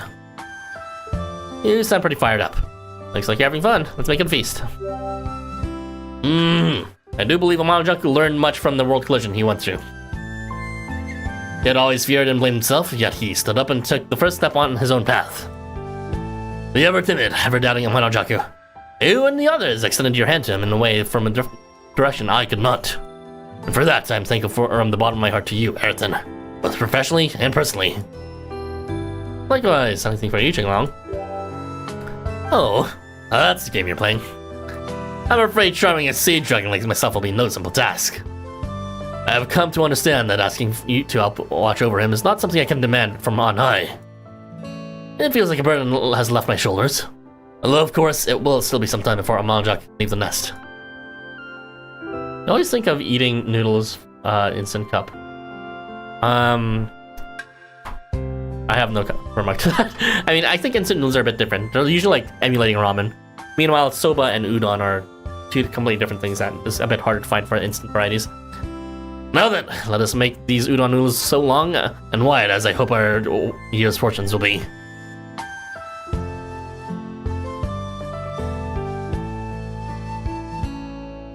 While you and Qinglong are chatting, you arrive at a large shopping arcade. To hear him say it, he wants to go all out with this cooking adventure and get the best ingredients. That means each ingredient comes with its respective specialty shop. Inviting you, I must say, was the wisest choice. I can hardly remember the last time I set foot into the shopping arcade myself. Oh, I don't recall there being quite so many cute-looking banners lying in front of so many of the stores here. Ah, of course, Valentine's Day is closed. That's one of the most popular events of the year in Tokyo, is it not? I think you get a lot of chocolates. You're getting chocolate from me. I wouldn't mind something from you. Ah, is a present from me what you desire? Very well, I do have a variety of brand name peaches to recommend. First, my favorite, Yamanashi. Oh, come now, no need to give me that look. That was a simple jest, that's all. That said, if I am to give you chocolate first, might I be able to expect a gift of sweets later myself? Valentine's, a day of pleasant bashfulness, of giving gifts to those very close to you. Could anything capture the joys of youth more? Quite a wonderful holiday, if I do say so myself. Best of all, I can eat all the gifted sweets I desire without Amanojaku handing me about my weight. Though he is known to remove a plate or two from dinner if I let myself fall into desire too much. Now then, while I would love to get right into shopping for the finest ingredients, what would you say to filling up on a light snack beforehand? This guy is really leaning onto the fat ass archetype a lot more than I expected. There's a lot of fat characters in this game, but not many of them do not lean into this sort of fat ass trope nearly as much. Ryota, let me in on how the Bozy steamed buns they sell on this street are simply to die for. Was this your plan from the start? Got Amanojaku's permission? Come now, I can get away with a single meat bun, especially with how hard I was working to bring us home safely. Why, I simply must replenish all that don't you try to trap me by saying we've rolled back to before we got dragged into the other world. My mental energy was drained as well, and I must dine to replenish. I'll buy your bun too, so let us keep this between us, yes? If he catches me this time, I can say goodbye to my beloved peaches. You reach the butcher shop before long, and Qinglong heads in ahead of you. In 2 shakes of a tail, he emerges from inside with a steaming meat bun in either hand. According to Ryota, the specific butcher's bells are truly hidden gems. They're larger than I thought too, just about the size of my palm. Qinglong wags his tail as he hands you your meat bun. Alright, enjoy a bite. What are you holding out to me for? Ah, I see. Goodness, what am I going to do with you? Picking up on your cue, Qinglong opens his fang-filled mouth wide. You put the bun in his mouth and he chomps down a good half of it in one go. This would be more romantic if I didn't know it was just like fat ass wanting to eat more food and I'm indulging in it. You know what I mean? Like, come on. There's a romantic way of feeding people, but like if your entire thing is like, give me food, I'm not sure if that's romantic or not at that point. I'm done. Delicious. My tongue. That was so tasty I forgot to act my age and burn myself. This is quite fantastic though, as long as you're mindful of the blazing heat. Qinglong thoughtfully tips his head back, savoring the taste despite the steam leaking out of his mouth. I can really tell the shopkeeper's from Penglai. The flavor of the seasoning in the dough is just so wonderfully familiar to my palate. It really does bring back memories. Back in Penglai, you see, I was in business of imparting knowledge of agriculture to people across the land. Oftentimes on days that mark the changing of the seasons, I would be offered up baozi, much like these as token of gratitude. Qinglong sounds joyful from the bottom of his heart as he finishes his large meat bun. He does not wait to order more. And before you say anything, this isn't for me. I'm simply buying more for others, since it would be a shame for them to go without such a delicacy. Sure, Jan. Now that we've been revitalized, let's return to the task at hand. First, the ingredients. Shrimp tempura, yeah? Good idea. As a beginner noodle maker, I do believe starting with the classics will be my wisest option. Since we have the good fortune of much time, I would like to make as much of it by hand as I can. Ah, perhaps I can make the broth as well. It seems there's a shop nearby that carries the ingredients. And so the two of you walk through the arcade, visiting shops in search of the perfect ingredients. Qinglong seems rather adept at scrolling his phone to identify what has the best stock, but this is in dire contrast to his nervous waffling around and peeping into storefronts. He even has to turn to you for aid on occasion to find stores he's after. Oh goodness, look at the size of that shrimp! I believe they call it black tiger, yes? This is what we'll have. We managed to get some Kamboko fish cakes from an ancient specialty shop, too. Now we just need the ingredients for the tempura batter and some oil. This is very, very, very Japanese specific and does not translate well. Batter will take flour and eggs, I think? That should be it. Want to split up and get them? Let's enjoy our time and buy the rest together. I don't want to leave you all by your lonesome. The shopping for ingredients is rather challenging. I'll have to thank Amanojaku properly for doing this every day. Oh yeah, he cooks for you. What do you normally eat at home?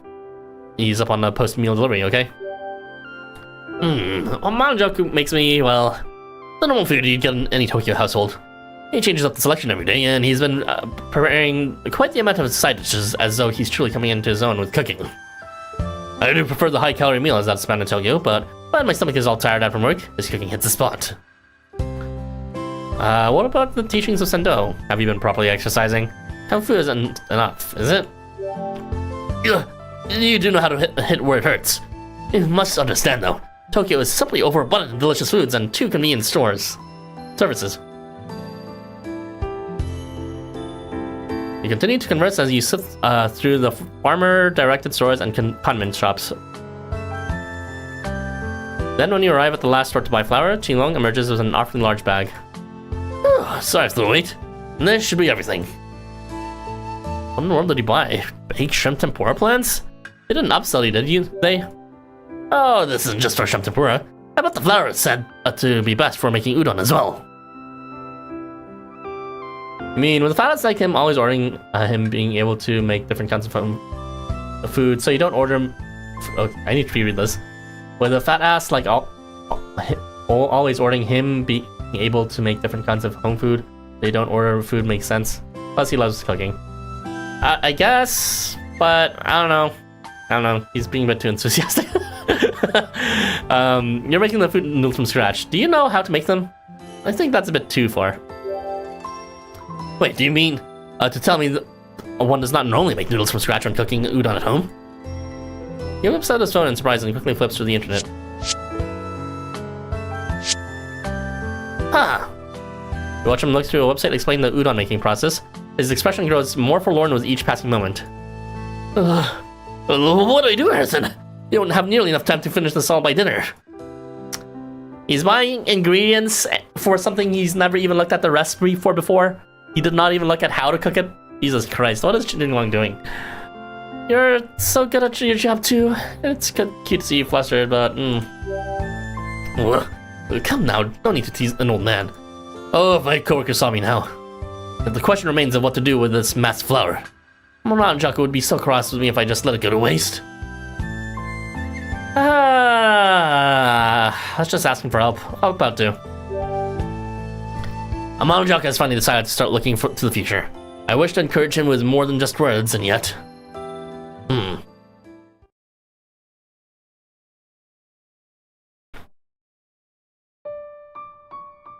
Oh, how foolish of me. How could I forget how much I have learned from this ordeal? If you and the others have helped Amanojaku change so, then it's my turn next. Perhaps I too could stand to take a step on a new path, which is something I have never done before. Sounding like he was trying to convince himself more than anything, Qinglong turns back to you. Regardless of the time it takes, I'll start by making the dough myself, putting my soul into it all the way. After explaining the circumstances to Amanojaku and asking for his help, of course. Thank you for helping me do the shopping, Ethan, and for carrying it too. Now, while we can head back immediately and start cooking, we have found ourselves in a wonderful arcade. Would you like to check some of the shops? Let me rub your belly as a reward first. The brain rot got the better of me. My belly? Truly? And maybe you're the dragon, but I can't imagine there are many blessings to be gained from rubbing it. That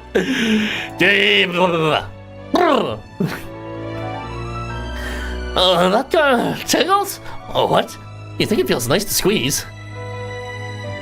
It does feel crushingly embarrassing, as though my failures are on shameful display, and yet... having you rub makeup is not an experience I would call terrible. You weren't a student in my school either, so I don't need to keep my authority intact. That was close. Don't think you can charm a sage dragon so easily now. Shall we be off then? I imagine we have hungry guests awaiting us. I like how a lot of the interactions are pretty normal, even like the raunchy ones. They're just like normal flirting when it comes to people, right? For the most. But when it comes to like chubby characters, they're like, rub their belly. I was like, that's not normal anywhere, is it? Is rubbing people's bellies anywhere whatsoever, even as a joke, normal? I cannot imagine that being normal, but maybe it isn't. I'm just like not aware. It's a thing in Japan. Qinglong's large palm gently pats your head. After that, it urges you into motion and brings you down to his waist, and you start sucking, and you follow him out of the arcade as the path you share has barely begun, and the two of you are filled with expectations.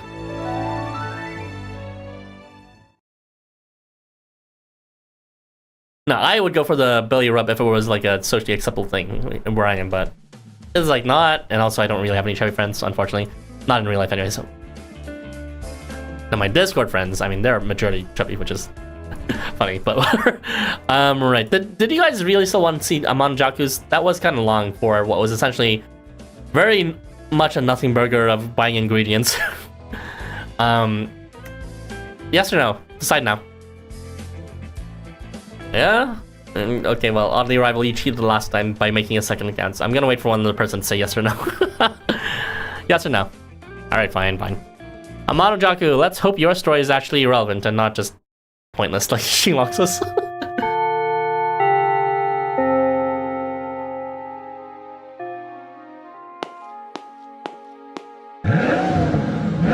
Jesus Christ. First out of school! Naja wins again! Hoo-hoo-hoo! Amanojaku, look out! Oh, sorry, I should... Really, get on your case for not watching where the hell you're going, Naja. At least try not to run people down in the streets. I'm not a dummy. No accidents are my wheels. No, sir. Oh, see you tomorrow. Did he just stop her with one hand? Stop them with one hand? Oh my god, it's good! Oh my god, it's Tetsuox! And there's some monkey thing in between, who cares? Oh, Amanojaku, hey, you've been really clean lately. That's the kind of energy you need to make it here at Umamichi. Hey, there's gonna be a fight with the Suidocho business gang today. Amanojaku, wanna come watch? I'd love to watch them break each other's skulls, but I've got other plans today. If you got the guts to go ask again, hit me up some other time. See you tomorrow, Roughnecks. Wow. He's already a total hooligan. Fitting in. A few days after Setsubun, you find yourself in front of your school waiting for a certain someone. Oh, Aerthin. Thanks for showing up like you said you would. We've got some errands to go out and do, but I kinda get nervous when I'm alone outside of Asakusa. Piece of cake. Is this a date? The date? I guess it would be like that if to other people, yeah. Go easy on me, okay? Since when Hanman hangs out, it was Hanman is part of Umamichi Academy, you know that, right? Well, you know, I go to Umamichi Academy, right? The school decided to celebrate the Lunar Year. Even though Hanman is part of the Summoners, he's not part of the Gurus, but he is in Umamichi Academy and not in Shinjuku Academy. I mean, he did kind of just join it fuck out of nowhere in the middle of the main quest anyways, so. Yeah, I mean, we never saw Gun Mako debut in Umamichi Academy. Rather, he transferred over, at least guild-wise, from the Gurus to the Missionaries. But yeah, he is from there, and you know, he is kind of delinquent as we saw from how he acts. Well, you know, I go to Umamichi Academy, right? The schools decided to celebrate the Lunar New Year. Thank God he's not in Shinjuku, so we never have to see his stupid face. Who said that? Start of the lunar calendar, huh? Oh, you know what it was? I really got to hit the books myself. So the lunar calendar is based on the waxing and waning and stuff of the moon. Unlike more common solar calendars we use nowadays. Lunar New Year is the start of it. We have a lot of transients from Penglai at Umamichi, so they're really used to celebrating the holiday. Is the Lunar New Year the same thing as the Chinese New Year? Because Penglai is Belgium, China. I guess it is. That, and this is one of the many events we're trying to run to boost the general image of the school. People do see us as pretty rough and tumble and stuff. Oh, and it's all gonna be real authentic too, and not just for decorations. There's gonna be a bunch of real Penglai food at the event. Amanojaku takes out a pamphlet and hands it over to you. A drawing of bustling city streets gussied up with beautiful red decorations that adorns paper, with concept written in small text underneath it. We're going to make a bunch of paper lanterns and things like in the picture. Most of us students are supposed to go out and buy supplies for the event, and I got picked to buy stuff for the decorations too, you know? Well, I'm still not used to crowds and stuff. Plus, I haven't thanked you for the whole world collision stuff yet, so I wanted to come with me. So that's why I came all the way here. Well, let's not waste any time, shall we? Yeah, Harrison, I'm looking forward to getting you with my company, so you better be grateful. Gracing you with my company, so you better be That's kind of funny. Gracing you with my company. I like that.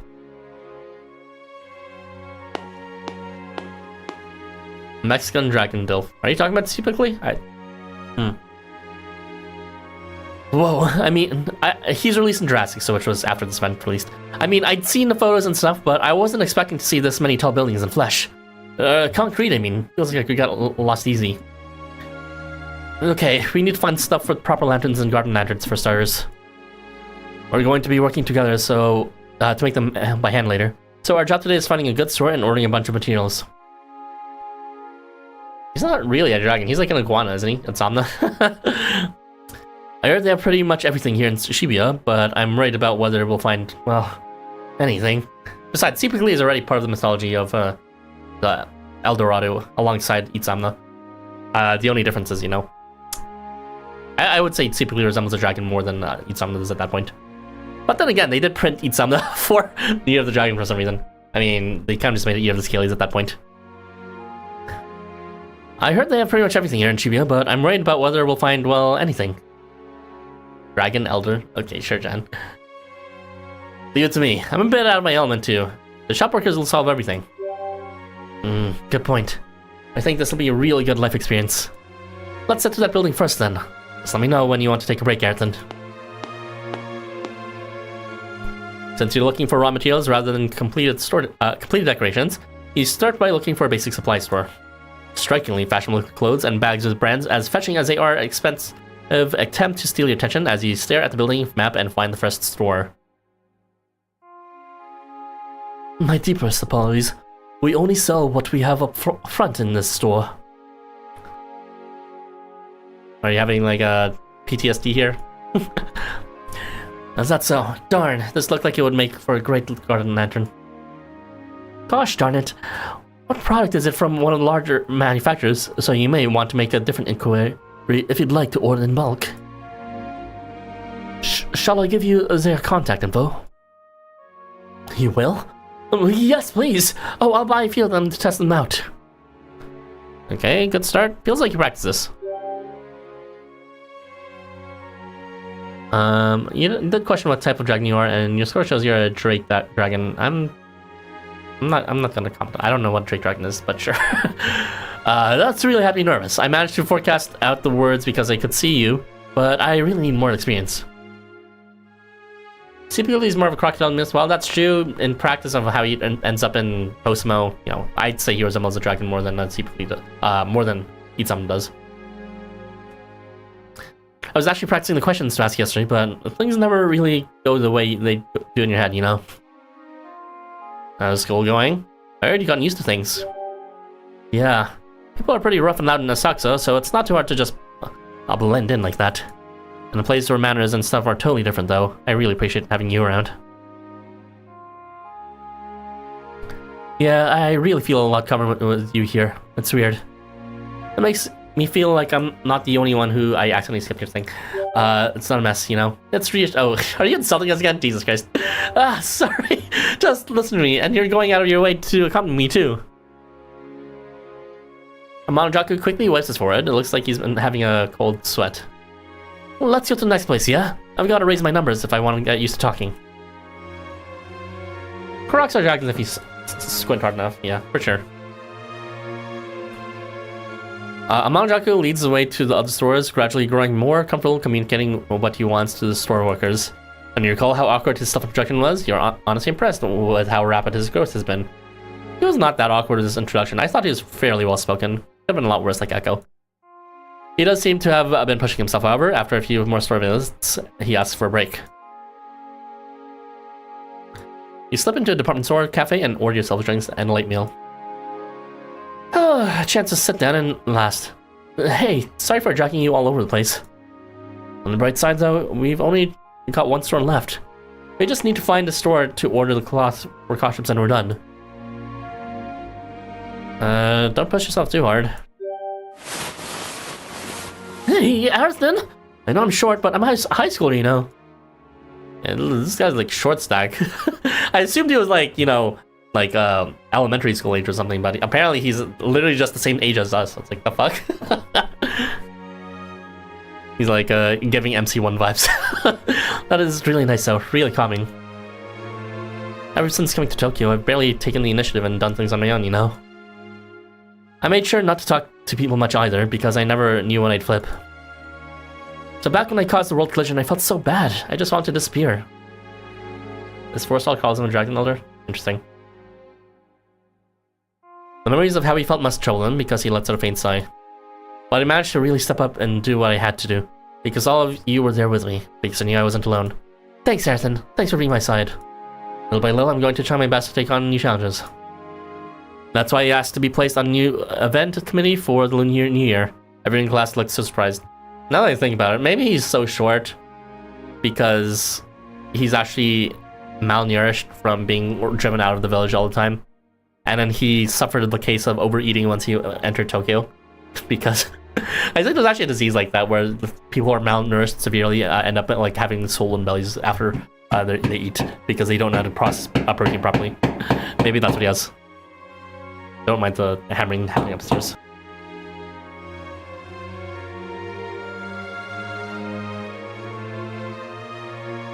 Cool. When I was actually accepted, I told the committee about my flipping. And they accepted it, no questions asked. It made me realize how important just trying new things is.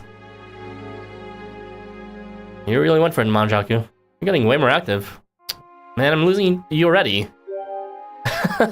Yeah, honestly, I really look forward to going to school now.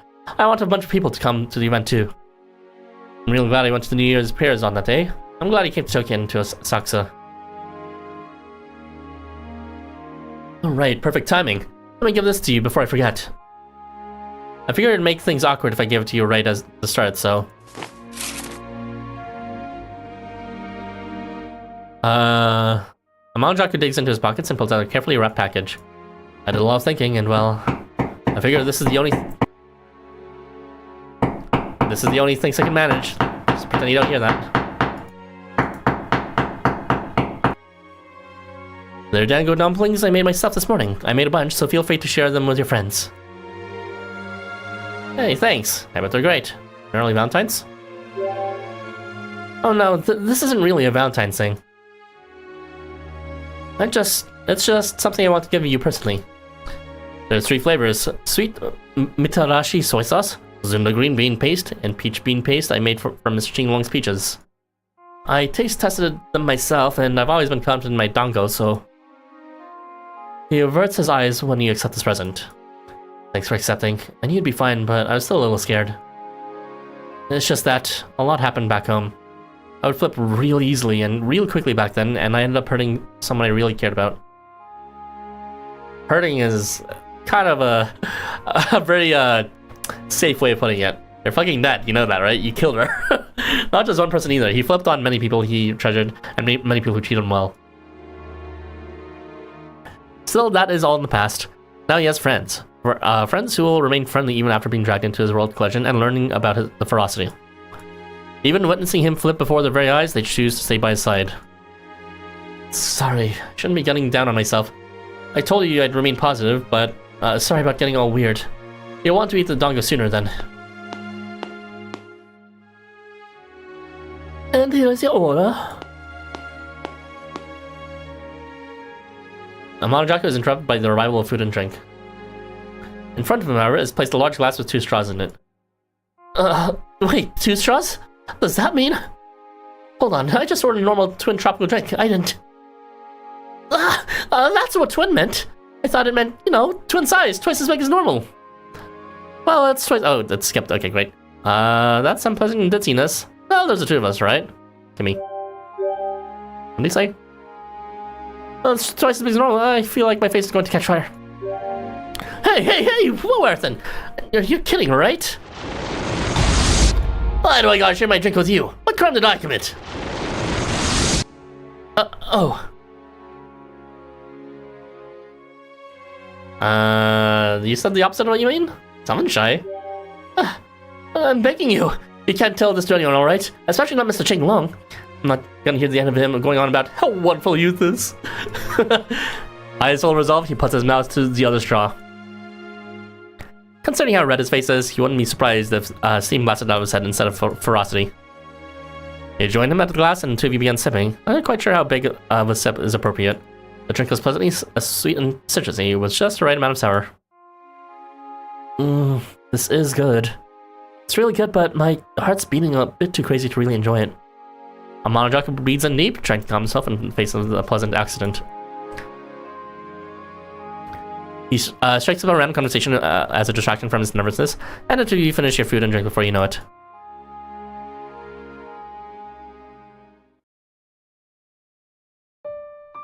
Having refreshed yourselves, you leave the cafe and start looking for shops again.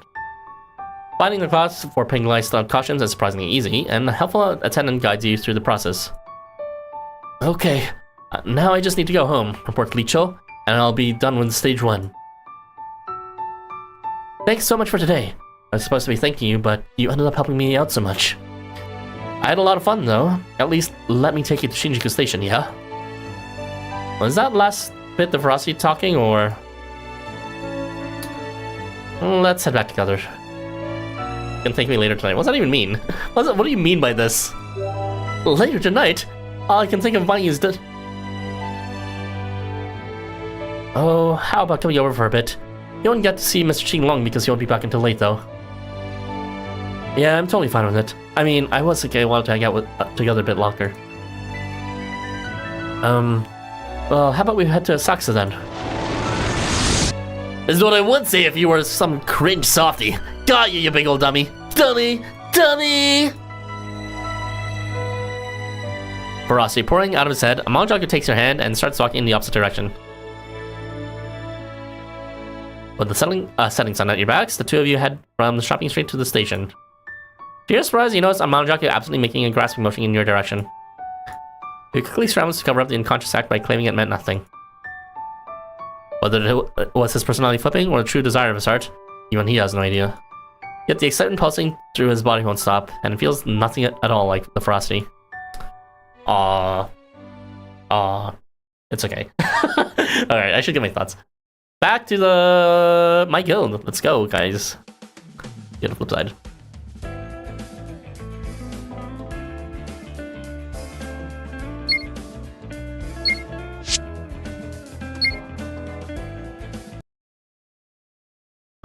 What would be good music for the end?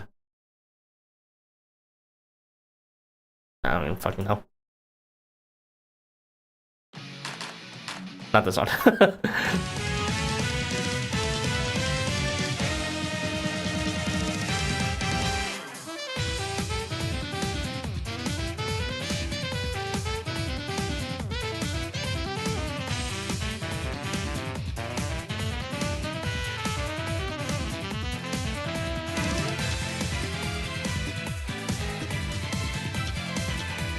Does this music seem appropriate? I don't think it's appropriate. I should switch it. Let's do this one. It had echo. Might as well.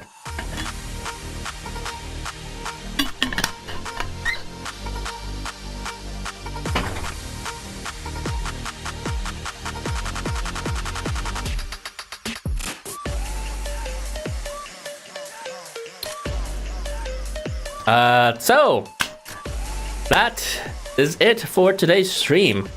We finished the story of Come Forth, a ritual of dragon and ogre, featuring the new characters Qinglong and Amanojaku. Very direct and to the point with it. Actually, it was kind of long to be honest, but the story was kind of plain. What were my thoughts on it? New Year's peaked with Inaba. That wasn't my favorite story, if I'm gonna be honest.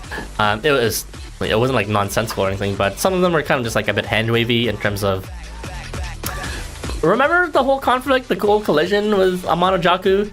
We literally just like the frame we concluded the collision.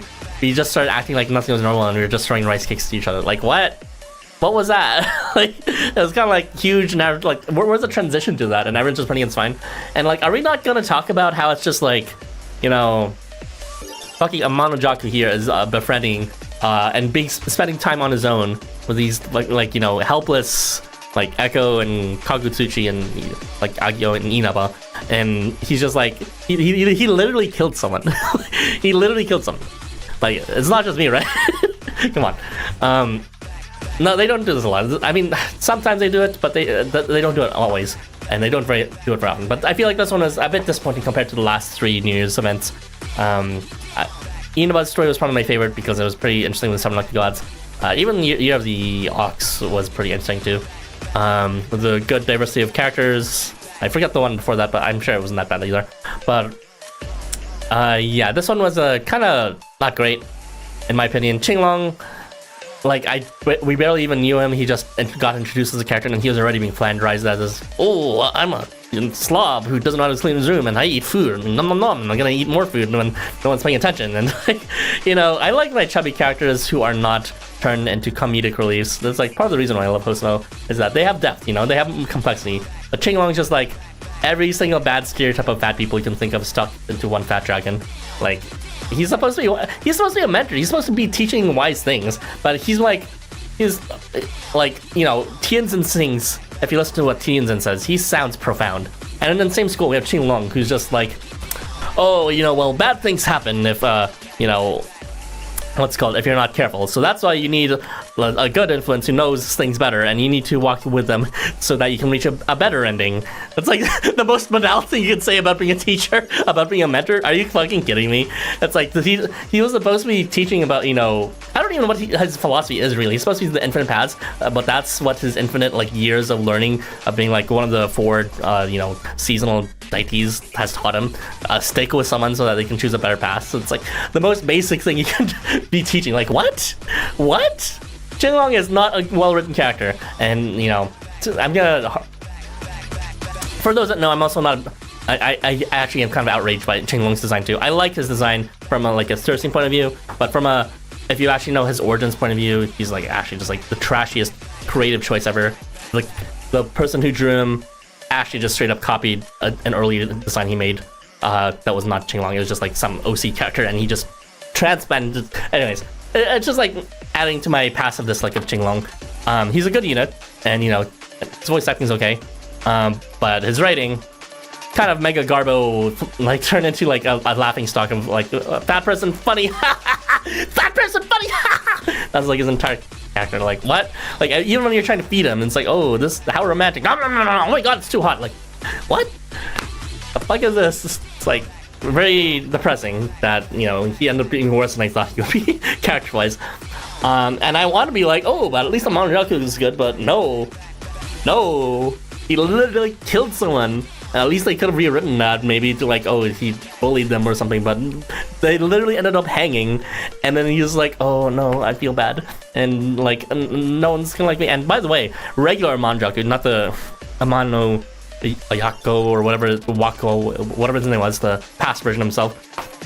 The regular one had the most boring personality ever. He was kind of just yeah, I'm a regular dude, I like being normal, Oh yeah, I go to the school, I just want to be normal, I want to have friends, yeah, I'm starting a bit, but it's okay, I'm gonna prepare with the school committee, I'm throwing beans at or peanuts at people, I'm buying stuff. He seems slightly competent, or, better than average competent in terms of taking the lead, but also just mostly just a not terribly interesting, very normal person. So it's very bizarre to hear him talking so passively as one of the new introduced characters, and you'd think his other side would at least give him personality. Not really. He's just dummy, you're a dummy, and it's are we not forgetting this is the other personality that ended up killing people? What? I thought Amanojaku would be cooler, but it's I thought it'd be some twisted sorts in a way, but instead it's just. It's yeah, fuck you guys.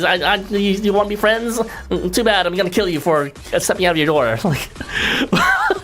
And then there's but I doubted myself because of that one bad encounter. But now I have friends who'll believe in me and they'll stick with me to the end. Hey, yeah, hooray for friendship. What?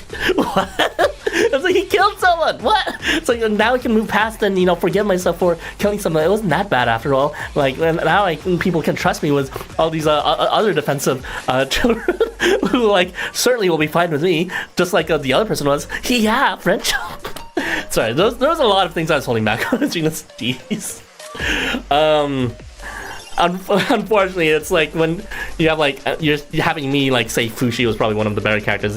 Something is wrong here. What the heck is that? That's not. I have read every single event show and have playthrough on stream most of them as well. So I know the characters. It's not usually this lazily written. There's usually some sort of conflict in between or some acknowledgement that it's not fully resolved. There was no acknowledgement that wasn't full, like that. It was just it was fully resolved. It was yeah, I'm just a quirky bad guy now, dummy. There's no need to worry about me, dummy. I'm not gonna kill anyone now, dummy. It's it's all good now. You don't need to worry about me flipping the world upside down. Yeah. What? No, literally with every other sort of troublesome introduction person, which is one of the biggest trope in Housamo. At least when it's the end of it, it's not fully resolved, right? With Alp, he it's formulaic, but at the end, he learned he needs to deal with it, but it's also not fully resolved, and that's developed later on. Same thing with pretty much everyone else. Echo had her own issues with her collision of worlds, and she was causing them, but then she's oh, I need to work on it better, and I need to speak up more and all that, and she got over her broken first love or whatever. So it's they're still growing as character, but what's called Amanojaku's base personality is so boring and normal that it's he was pretty much minus the Amanojaku or whatever it was already perfectly fixed, and like he's acting exactly the same after the fact too. It's like this self-love stuff doesn't even make sense because it's like there was no character to love with his alternate evil version in the first place. There was no personality in terms of like he barely spoke at all. Like what? I'm sorry that you guys liked it, but like I'm sorry if you guys are upset that I'm not personally liking it. But I don't know, like New Year's. The mark for New Year's, the bar for it was set quite high after Inaba. I thought it could only go up because it kept going acceleratively up from how New Year's used to be. And then Inaba was like peak. It was peak. And then this is like, like both new characters I don't like, the most contrived plot things, and most contrived pacing, and most of the special quests were just like, yeah, let's go reiterate what we did in the story and just reveal nothing new whatsoever, which is kind of part of the reason why I agreed to do Amanojaku's, so that, you know, maybe he's actually more deep than we thought. No, it was like, we didn't learn anything about Amanojaku in Special Quest. Like, this video gets like, I'm roasting the shit. Oh my god. He wasn't shy, he was just like, self, you know, oh, maybe I shouldn't stay with people. Like, yeah, maybe you shouldn't if you're fucking killing people. Like, what? No, trust, guys, trust. We need to put trust in him and let him be alone with more, like, you know, people who can't protect themselves, so that, you know, he will eventually learn to trust himself and not kill him. Just trust. So awful. It's like such an unorganic way of developing characters or the story. Bad base of characters for both of them, where one of them is just the worst tropes of a laughing stock fat joke character, and the other is just the most normal man you can ever find from a person named Norman. Oh my god. And as for the side characters, Ophion and Fushi they were decent. I'd probably lean on Ophion more, but they were kind of like nothing burgers because the event was mostly a nothing burger. Yeah, I don't know. Did I like a single aspect about the story? Let me think. Inaba was there, so it was nice seeing him again. Hippity hoppity! Okay. What's it called? No. Story time. But Inaba was fine, so it's salvaged, surely. Alright, I think I'm gonna close this right now. Let me just see if there's any interesting chat to reiterate here. Yeah, Joe gets it. Inaba's the best. I mean, you know, in the very least, Amanojaku being like a competent high school level person who is well articulate and not this annoying, you know, restricted self-hate loading thing is at least nice, you know. He wasn't really that self-loading, despite what he said. But yeah, let's just close off stream.